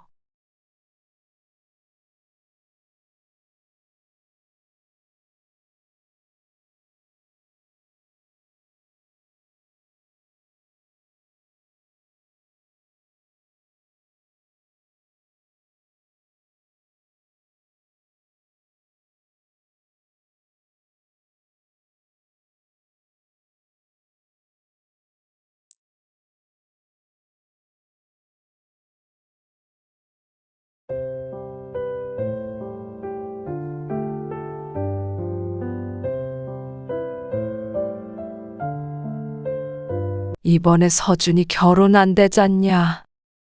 친할머니가 돼가지고 그래도 보탬이 돼야 할 거 아니야. 네 아버지한테 말했더니 꼴랑 200만 원 주라고 그러더라. 우리 장손인데 말이야. 그래서 네가 한 돈 1,000만 원만 빌려줘라. 1,000만 원이요? 그래. 나중에 천천히 갚으마. 그렇게 큰 돈을 어떻게 당장 빌려드려요? 뭐가 커. 여태 직장 다니는 애가 그만한 여윳돈도 없어. 그래 놓고는 맨날 바쁘다고 지랄이야. 정 없으면 대출이라도 받아서 빌려주면 되잖냐. 아니면 내가 이 나이에 나가서 구걸이라도 하리? 그렇게 큰 돈은 못 드려요. 손주 결혼 자금 보태시는 건 좋지만 형편껏 하세요. 뭐야? 이 기집애는 진짜 말 한마디로 사람 기분 나쁘게 하는 거 뭐 있어? 지 조카한테 가는 돈인데 크게 아깝니? 엄마는 제 딸 결혼할 때 뭘 해주셨는데요. 걔랑 장손인 서준이랑 같냐? 오늘 이야기 속 주인공은 57세 신효숙 씨입니다. 그리고 그녀의 친정엄마에 관한 이야기이죠. 신 씨에게는 영원히 이해하지 못할 사람이 하나 있었습니다. 남들은 의아해하겠지만 그 사람은 다름 아닌 친정엄마였습니다. 배 아파 낳은 자식을 어쩜 그렇게도 괴롭게 했는지 꼭 때리고 굶겨야 폭력이 아니었습니다. 어머니는 80세가 넘어서도 여전히 신 씨에게 모질었습니다. 아들네 5분 거리에 살며 알뜰살뜰 살피며 정작 자식의 희생이 필요할 땐 늘 신 씨를 찾았습니다. 딸이라 편해서 그런다는 말로 포장했죠. 한때는 정말로 그런 줄 알았습니다. 하지만 나이 들고 자식이 생겨보니 많은 걸 깨닫게 되었죠. 그리 다정하지 않았던 신 씨의 시어머니보다도 더 시어머니 같은 사람이 바로 친정엄마였습니다. 남들은 친정엄마라는 이름만 떠올려도 눈물이 난다는데 신 씨는 그 이름이 가장 가슴을 차갑게 만들었습니다. 이 나이 될 때까지 친정엄마 뒤치다꺼리를 하고 살았으면 됐습니다. 적어도 친정엄마가 날 키워준 것보다 오래 부양했으니 친정엄마의 저주처럼 지옥에 갈 일은 없겠다 싶었습니다. 신 씨가 처음으로 어머니에게 반항을 했던 때가 대학에 갈 때였습니다. 대학은 뭐하러 가냐고 등록금을 주지 않는 어머니에게 소리를 질렀죠. 당시에 형편이 어렵지도 않았는데 그렇게나 반대를 했습니다. 다행히 아버지가 계셔서 대학은 들어갔지만 그날의 일이 내내 가슴에 돌처럼 얹어져 있었습니다. 그리고 그날 반항을 하게 되기까지 어린 시절은 내내 상처투성이었습니다. 어머니의 유별난 아들 사랑, 그리고 딸을 냉대하면서도 늘 부려먹으며 희생을 강요하는 어머니를 떠올리면 지금도 때때로 마음이 아팠습니다.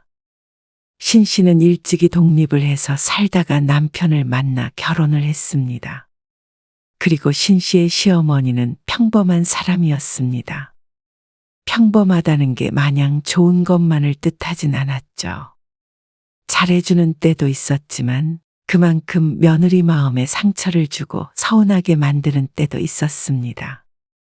적당한 시집살이도 있었습니다. 하지만 그게 가혹했던 적은 없었습니다. 그저 시어머니가 남편을 너무 사랑하기에 며느리가 미워질 때가 있구나 싶어서 이해를 하려고 노력했습니다. 그보다도 가혹한 것이 친정엄마였죠. 이사를 가신다고요? 그래. 그 바로 옆에 아파트야. 아버지도 괜찮으시대요? 괜찮긴. 난리법석을 떨었지. 그런데 어쩌냐? 애 둘을 그렇게 힘들게 키우고 있는데 내가 가까이 가서 도와줘야 하지 않겠냐? 엄마가 돼가지고. 전화기를 통해 들려오는 친정엄마의 말에 이 씨는 씁쓸한 미소를 지었습니다. 오빠가 좋아하겠네요. 한시름 났다고 그러더라. 너도 알잖냐? 네 오빠가 생각이 오죽 깊어? 애미가 있는데도 도와달라는 말도 못하고 그러고 있는 거 안쓰러워가지고 내 원참. 사실 뭐가 안쓰러운지는 이해하지 못했습니다. 새언니도 전업주부였고 친정의 도움을 받으며 충분히 잘 키우고 있는 것 같은데 아들 근처에서 살고 싶은 어머니의 욕심일 뿐이었습니다. 아버지도 어머니의 고집은 쉽게 꺾을 수 없었습니다. 기어이 5분 거리로 이사간 어머니는 아들의 두 자식들을 대신 키워줬습니다. 그리고 신 씨가 결혼해 낳은 아이 둘.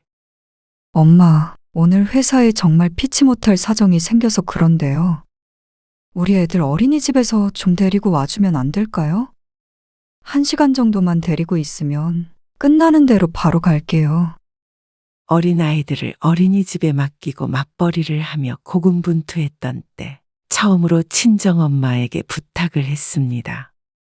어린이집이 문 닫을 시간이 다 돼가는데 신 씨도 남편도 회사에서 나올 수가 없어 어쩔 수 없었죠.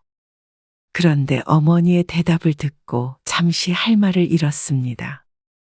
네 딸들은 네가 알아서 키워야지. 자꾸 그렇게 도움받아 버릇하면 나중에 더 힘들어서 못 써. 그 와중에 들리는 조카들의 목소리. 오빠의 집에 가 있는 것 같았습니다. 지금 오빠네 있는 거 아니에요? 새언니도 있잖아요. 얘들은 내가 봐주기로 먼저 약속을 한 거고. 잠깐 1시간도 안 돼요. 아이고, 1시간이고 2시간이고 내가 어떻게 봐주니? 아니, 서진이 서윤이는 몇 년 동안 키워주셨으면서 어떻게 제 애들은 1시간도 안 봐주세요. 야야, 뭐 부모가 애 봐주는 게 당연한 거야? 참나? 부탁할 거면 너도 네 시어머니한테 봐달라고 해. 애들 밥 해줘야 해. 일단 끊자. 일단 끊자고는 했지만 그게 끝이었습니다. 어떻게 4시간 거리에 살고 있는 시어머니에게 부탁을 하란 소리인지 몰랐습니다. 그래서 신 씨는 하는 수 없이 친분이 있던 이웃에게 부탁을 해야 했습니다.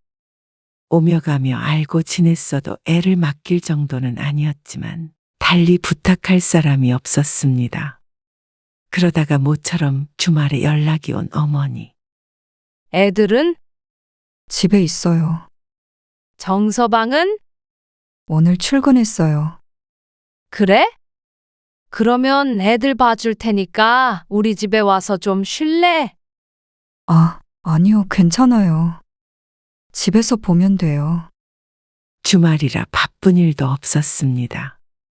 지난번에 들었던 말 때문에 어머니와 통화하는 게 불편해서 거절했더니 한사코 오라면서 같이 점심을 먹자고 했습니다.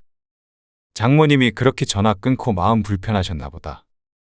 애들 데리고 가서 같이 시간 좀 보내고 와. 남편에게 전화해 말했더니 남편은 신 씨에게 다녀오라고 했습니다. 그래서 신 씨도 그런가 보다 싶은 마음이 들었습니다. 어머니도 마음이 약해질 때가 있구나 생각했죠. 그렇게 어린아이 둘을 데리고 어머니의 집에 도착했던 때 어머니는 대뜸 고무장갑을 내밀며 말했습니다. 애들은 내가 보고 있을 테니까. 너는 일단 여기 청소 좀 해라. 네 아버지 또 집 더럽다고 난리야. 아버지 없을 때 후딱 해버려야지. 얼떨결에 장갑을 받아든 신 씨는 그러면 그렇지 하고 생각했습니다. 어머니가 신 씨를 생각해서 부를 리 없었습니다. 결혼 전에도 이렇게 종종 신 씨를 불러 청소를 시키곤 했던 어머니. 회사 일이 바쁘고 애들 키우느라 힘들다는 딸을 주말에까지 불러서 청소를 시킬 줄은 몰랐습니다. 거기 묵은 때가 잘 안 지더라고. 부엌은 온통 끈적거리고 새카맸습니다. 여기서 밥을 지어서 먹었을 걸 생각하니 속이 좋지 않았습니다. 살림살이는 어찌나 많은지 내 식구가 사는 신 씨의 집보다도 어수선했습니다. 방이 3개였는데 안방을 제외한 2방은 발도 들이기 힘들었습니다. 어느 방은 문을 여는 것조차 애를 써야 했죠. 식탁은 온갖 잡동사니로 앉아서 식사할 공간이 없었습니다. 신 씨는 당장이라도 애들을 데리고 뛰쳐나가고 싶었습니다. 하지만 아버지를 생각해서 참았습니다. 이렇게 지내다가는 병이라도 걸릴까봐 무서웠죠. 그거는 버리면 안 돼. 쓰지도 않는 거를 왜 식탁 위에다 둬요? 필요할 때 꼭 안 보이더라고. 그건 그냥 두고 화장실 청소나 좀 해. 그렇게 대청소만 3시간 동안 했습니다. 미련하게 왜 그러고 있나 생각하겠지만 어머니의 성격을 아니 고분고분 따르는 게 가장 평화로운 방법이었습니다. 청소를 대강 마무리하자 점심시간이 훌쩍 지나 있었는데 밥이고 뭐고 먹고 싶은 생각이 들지 않아 아이들을 데리고 집으로 돌아왔습니다. 아이들 먹을 밥을 차리는데 자꾸만 보채는 애들에게 짜증을 내게 되었습니다. 몸도 힘들고 머릿속도 괴로우니 괜히 아이들에게 화풀이를 한 듯해서 더 자괴감이 들었습니다. 그런 그녀를 보며 남편도 속상해했죠. 너 시집에 언제 가? 전날 오전에 출발해요. 그렇게 일찍? 차 막혀서 그때 출발해야 저녁 전에 도착하죠. 그래? 그러면 연휴 시작하기 전에 퇴근하고 우리 집으로 와. 왜요? 왜긴? 줄 것도 있고 해서 그렇지. 청소시키시려고요? 너는 말본새가 그게 뭐야? 잔말 말고 집으로 와. 명절을 며칠 앞두고 어머니에게서 전화가 왔습니다. 그래서 찾아간 친정집. 애는 왜 부른 거야? 그럼 그 많은 음식을 나 혼자 준비해요? 음식을 줄이면 되지. 뭐하러 바쁜 애를 불러서까지 음식을 해야 하는 거야? 그러면 내일 종철이네 오는데 밥상도 제대로 안 차려줄게요. 아, 왜 그걸 효수기를 시키냐고. 신씨를 세워두고 부모님의 신랑이가 오고 갔습니다.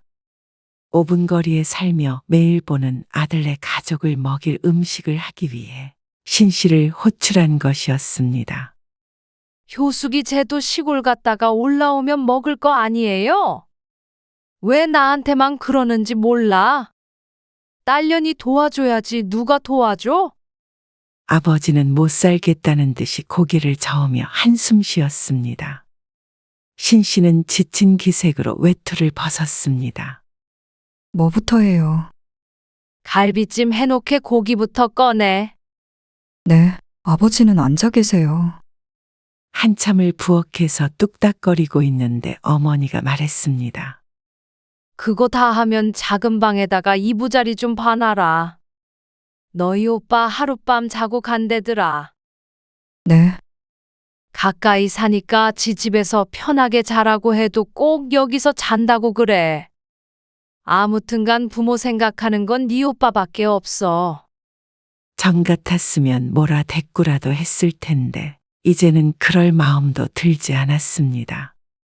어서 하던 일을 마무리하고 집으로 돌아가야 했습니다.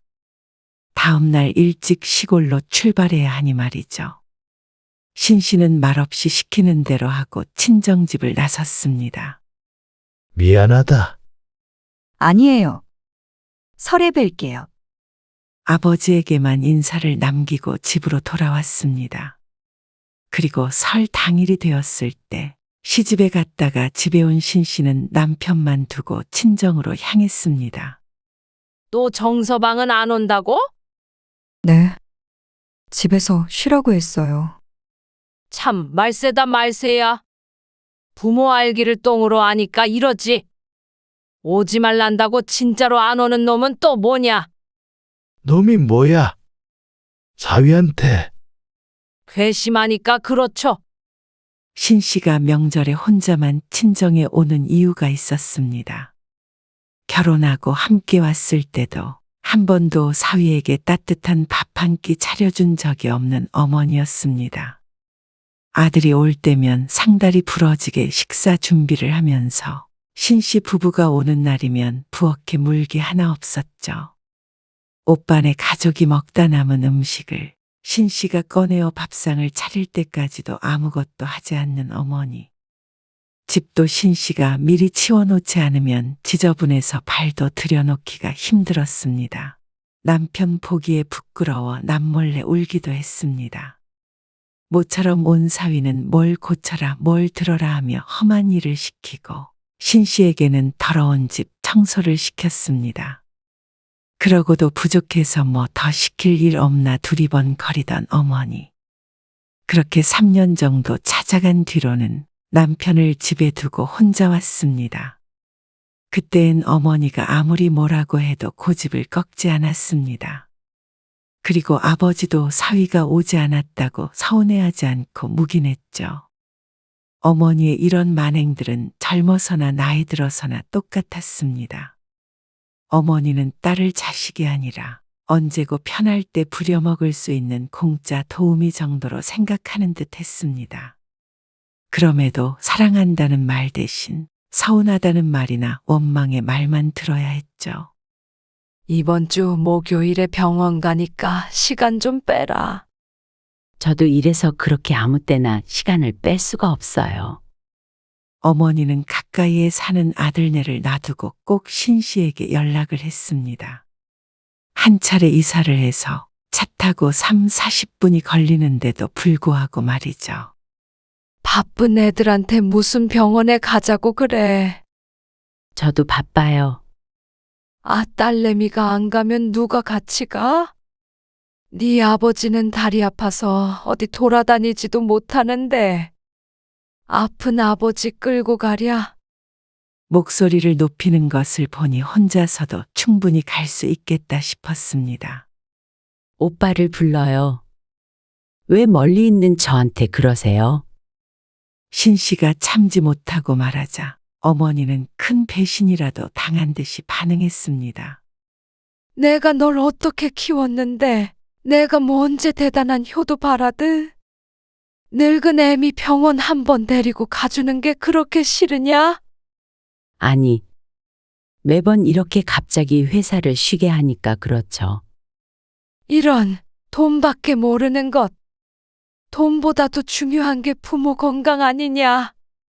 그 소리를 왜 사랑에 맞지 않는 아들에게는 안 하는지 몰랐습니다. 도대체 왜 그러시는데요? 엄마도 오빠랑 가는 게 더 편하시잖아요. 그러자 어머니는 갑자기 목소리를 낮추며 말했습니다. 당연히 애미 된 입장에서 아들보다 딸이 편해서 그런 거 아니냐? 모르는 사람이 들었다면 퍽 안타까운 어조였습니다. 하지만 모두 거짓말이었습니다.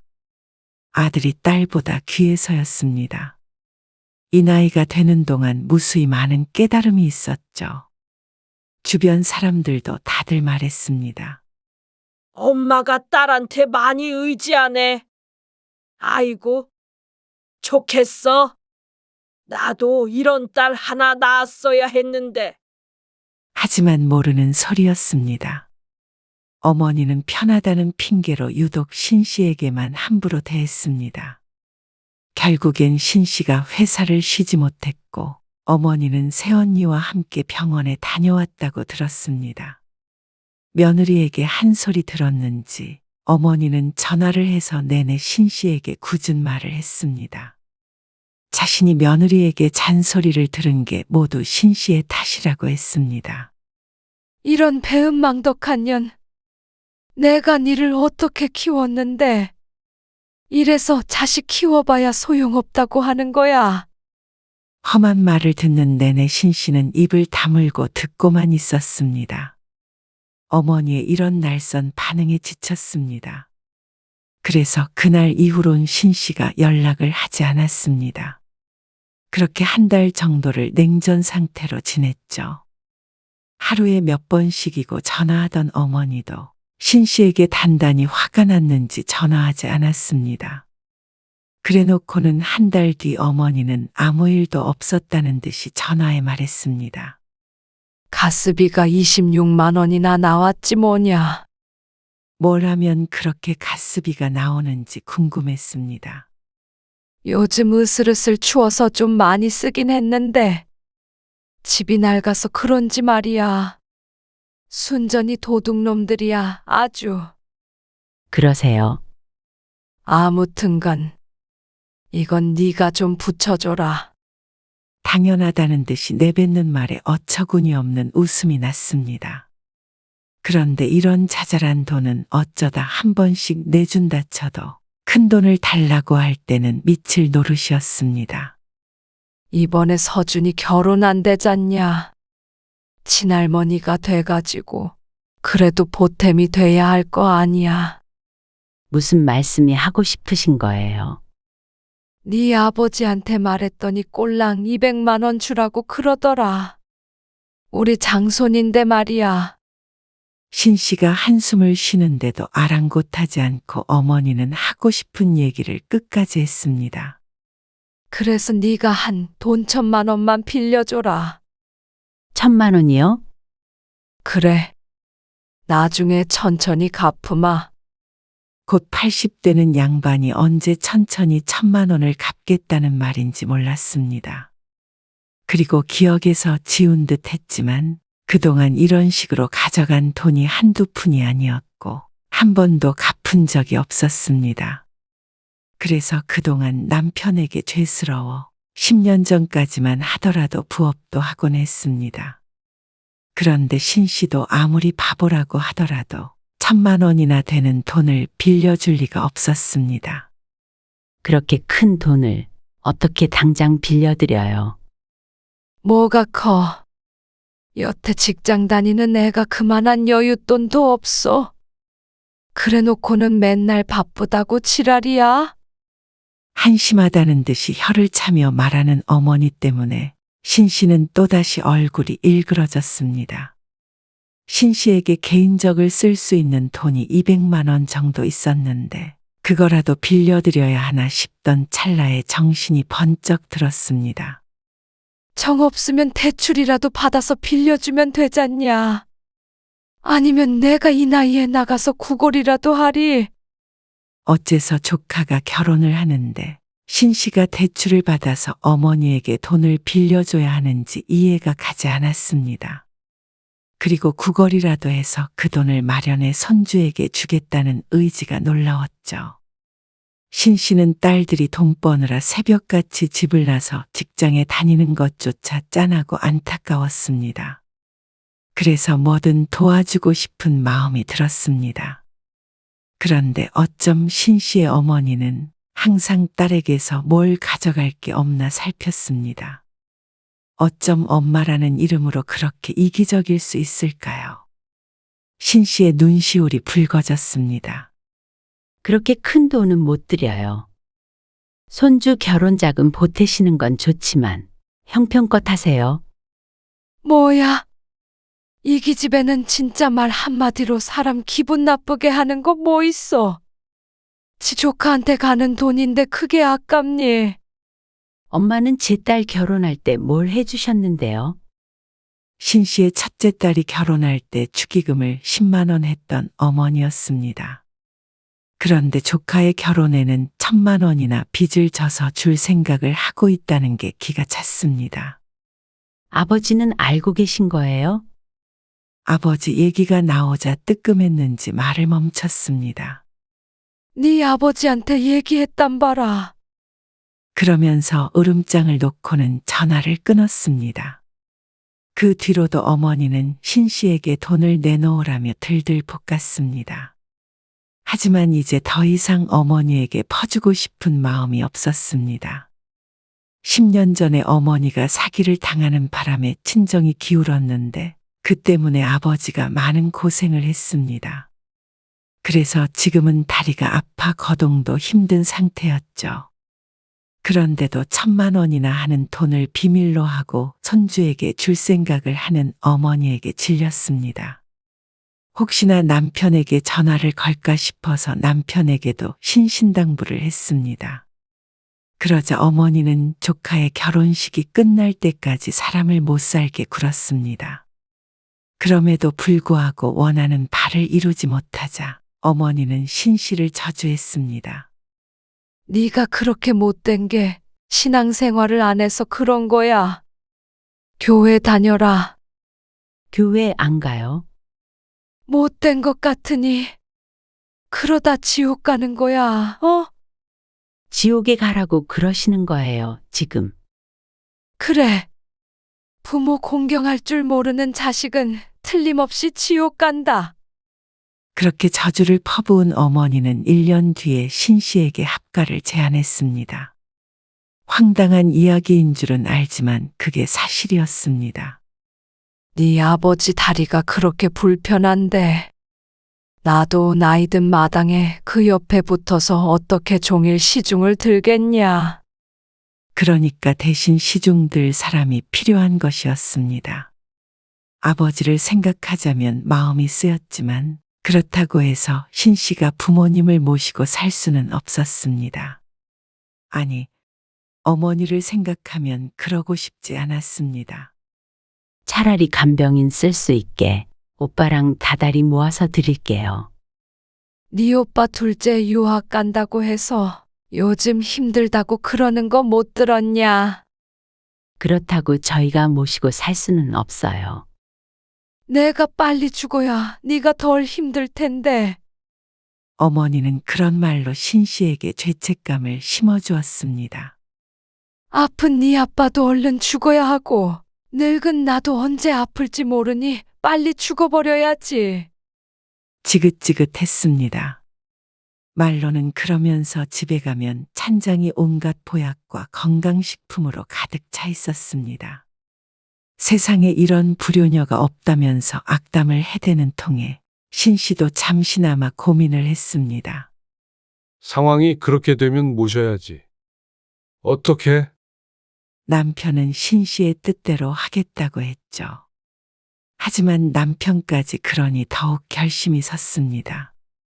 합가를 하면 신 씨에겐 지옥이 시작된다는 사실을 알고 있었습니다. 같이 산다고만 하면 지금 살고 있는 이 집은 너 주마. 아니요. 필요 없어요. 뭐, 돈을 준다고 그래도 싫대. 엄마 아직 정정하시니까 아버지는 책임지고 돌보세요. 아버지를 병들게 한 게 어머니라는 생각을 했습니다. 내내 원망스러웠죠. 뭐야? 너 재산 땡전 한 푼도 못 받아도 상관없다는 거야? 상관없어요. 그리고 오빠한테는 물어보셨어요? 그러자 어머니는 답이 없었습니다. 아마 말조차 꺼내보지 못했을 것이 뻔했습니다. 어머니가 진정으로 같이 살길 원하는 것이 신 씨가 아니라 아들임을 알고 있었습니다. 며느리 때문에 그렇게 하지는 못하고 아쉬운 대로 말 잘 듣고 일 잘하는 딸과 사는 게 낫다 싶었던 것이었겠죠. 그러다 바로 얼마 뒤 이 사실을 알게 된 아버지가 크게 노했습니다. 늘 조용조용하던 분이었는데 생전 그렇게 화난 모습은 처음 보았습니다. 합가를 왜 해, 합가를? 차라리 내 발로 요양원에 들어가고 말지. 그 말에 합가 얘기는 쏙 들어갔습니다. 그래서 남편과 상의해서 낮 동안엔 간병인을 쓸 수 있게끔 했죠.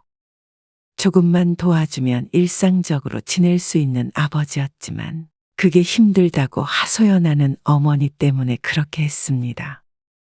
하지만 그 뒤에도 어머니는 늙으면 죽어야 한다는 소리를 입버릇처럼 했습니다. 그 말을 들을 때마다 목구멍이 콱 막힌 듯 답답했죠. 그러다 신 씨는 병에 걸렸습니다. 폐렴이었는데 밤새 고열에 시달리다가 입원까지 하게 되었습니다. 거기에 합병증까지 생겨 거의 죽다 살아났습니다. 일주일 예정이었던 입원 기간이 한 달 가까이 되었고 몰라볼 정도로 살이 빠져서 퇴원을 했습니다. 상태가 호전이 되었으니 퇴원을 한 것이지만 그래도 아직 면역이 좋지 않아 이를 계속 쉰 채로 집에서 요양을 하고 있었습니다. 그런데 갑자기 어머니가 집으로 찾아왔죠. 옛다. 어머니가 양손에 잔뜩 들고 온 것을 그야말로 던져주었습니다. 퍽소리가 나게끔 식탁 위에 놓여진 것은 홍삼과 과일이었습니다. 비닐에서 튀어나온 사과 대구르르 굴러 식탁 밑으로 떨어졌습니다. 여기까지 어쩐 일이세요? 낸들 아냐? 이 추운 날엔 내가 여기까지 와야겠냐? 버스 타고 오느라고 거의 2시간 걸렸다. 그놈의 차는 얼마나 막히던지. 어머니가 투덜댔습니다. 그런데 왜 오신 거예요? 입원해 있는 동안 전화 한 통 없던 어머니였습니다. 오라고 한 적도 없었는데 스스로 와서는 무슨 불만이 있는지 몰랐습니다. 아, 네 아버지가 하도 성화잖냐.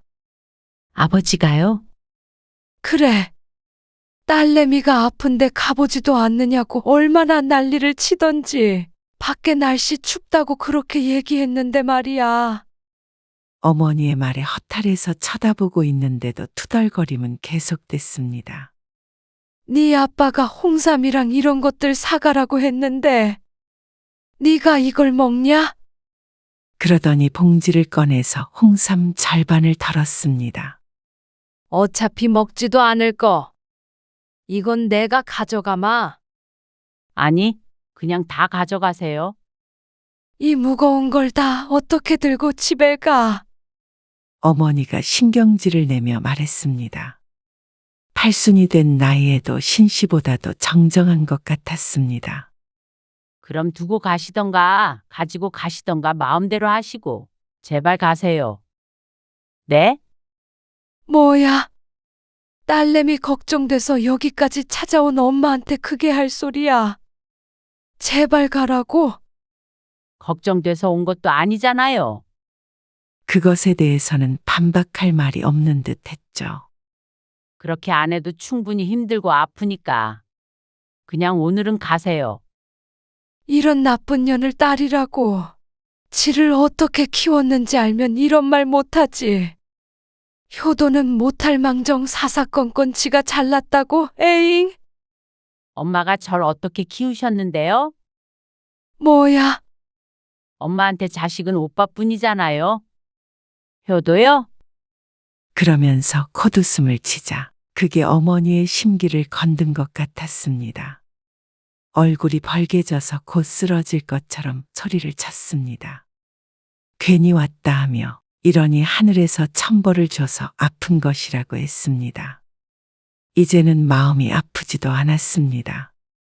왜 엄마는 자식에게 무조건적인 사랑을 주지 않았는데 자식은 부모에게 무조건 효도해야 한다는 건지 이해가 안 갔습니다. 수십 년 쌓인 울분을 풀어낼 길이 없었습니다. 그저 최선은 날 괴롭게 하는 이 사람을 안 만나는 것이라고 생각했습니다. 신씨가 쫓아내지 않아도 퍼부을 걸 다 퍼부은 어머니는 지옥에 떨어지련 하더니 현관문을 쾅 닫고 나갔습니다. 그리고 연락은 오지 않았습니다. 차라리 잘 됐다고 생각했습니다. 이 상황에 어머니의 화를 받아줄 기력도 없었습니다. 장모님 전화 안 하셨지? 언제 뭐 엄마가 내 생일이라고 전화나 한 번 한 적 있나? 남편이 한숨을 쉬었습니다. 아내인 신씨가 못내 안타까운 듯 했습니다. 친부모와 등지고 사는 신씨의 심정이 얼마나 아릴까 걱정하는 것 같았습니다. 하지만 남편의 생각과는 다르게 심씨의 마음은 그 어느 때보다도 편했습니다.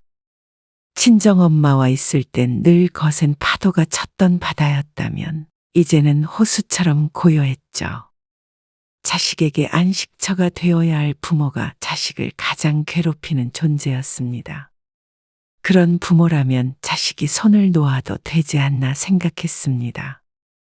그리고 1년쯤 지났을 때 신씨의 아버지가 돌아가셨습니다. 그때는 신씨도 무너지듯 슬퍼했죠. 상실감을 추스르는데 시간이 걸렸습니다. 1년 동안 연락 한 통 없었던 어머니는 아버지가 돌아가시고 잠시 아들과 합가를 하고 2달 만에 다시금 신씨에게 연락을 하기 시작했죠. 네 아빠도 가고 이 집 나가서 나 혼자 어떻게 사냐? 아들네는 불편해서 눈칫밥 먹느라 하루도 살 수가 없다. 그래서요. 너희 집으로 들어가야겠다. 맡겨놓은 걸 찾듯이 하는 말에 오랜만에 웃음이 날 것 같았습니다. 아버지의 장례식장에서도 신씨를 본체만체 하더니 아들에게 쫓겨나게 생겼으니 이제와 딸을 찾아온 게 참 어머니답다 생각했죠. 아니요. 그 집에 꼭 붙어 계세요.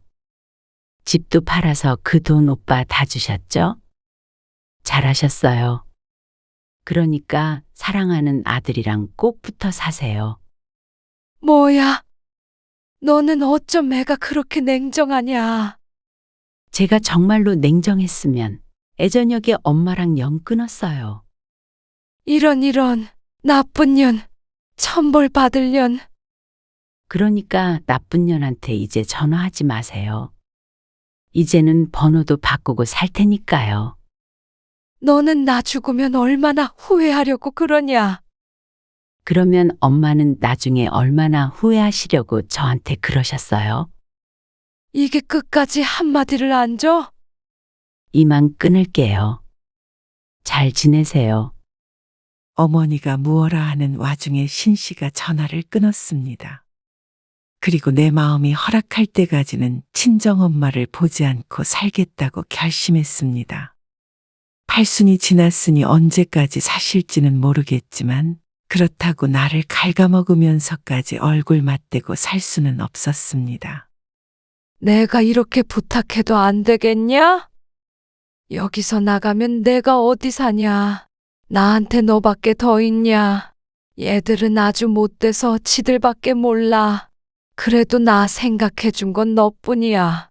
근데 어떻게 길러준 부모를 버려? 다음 날 다시 전화를 해서 사람 속을 뒤집어 놓기에 곧바로 번호를 바꿔버렸습니다. 늘 짜증스럽고 화가 나 있던 어머니의 얼굴을 보지 않으니 평화가 찾아왔습니다. 한때는 스스로가 불효자란 생각에 괴로울 때도 있었지만 또다시 시간이 흐른 지금까지도 후회하지 않았습니다.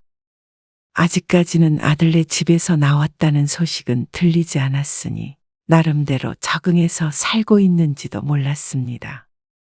그런데 이러나 저러나 이제는 신 씨와는 상관없는 이야기일 뿐이었습니다. 설령 그 집에서 진짜로 쫓겨나더라도 말이죠. 그렇게 신 씨는 또다시 마음을 굳게 먹었죠.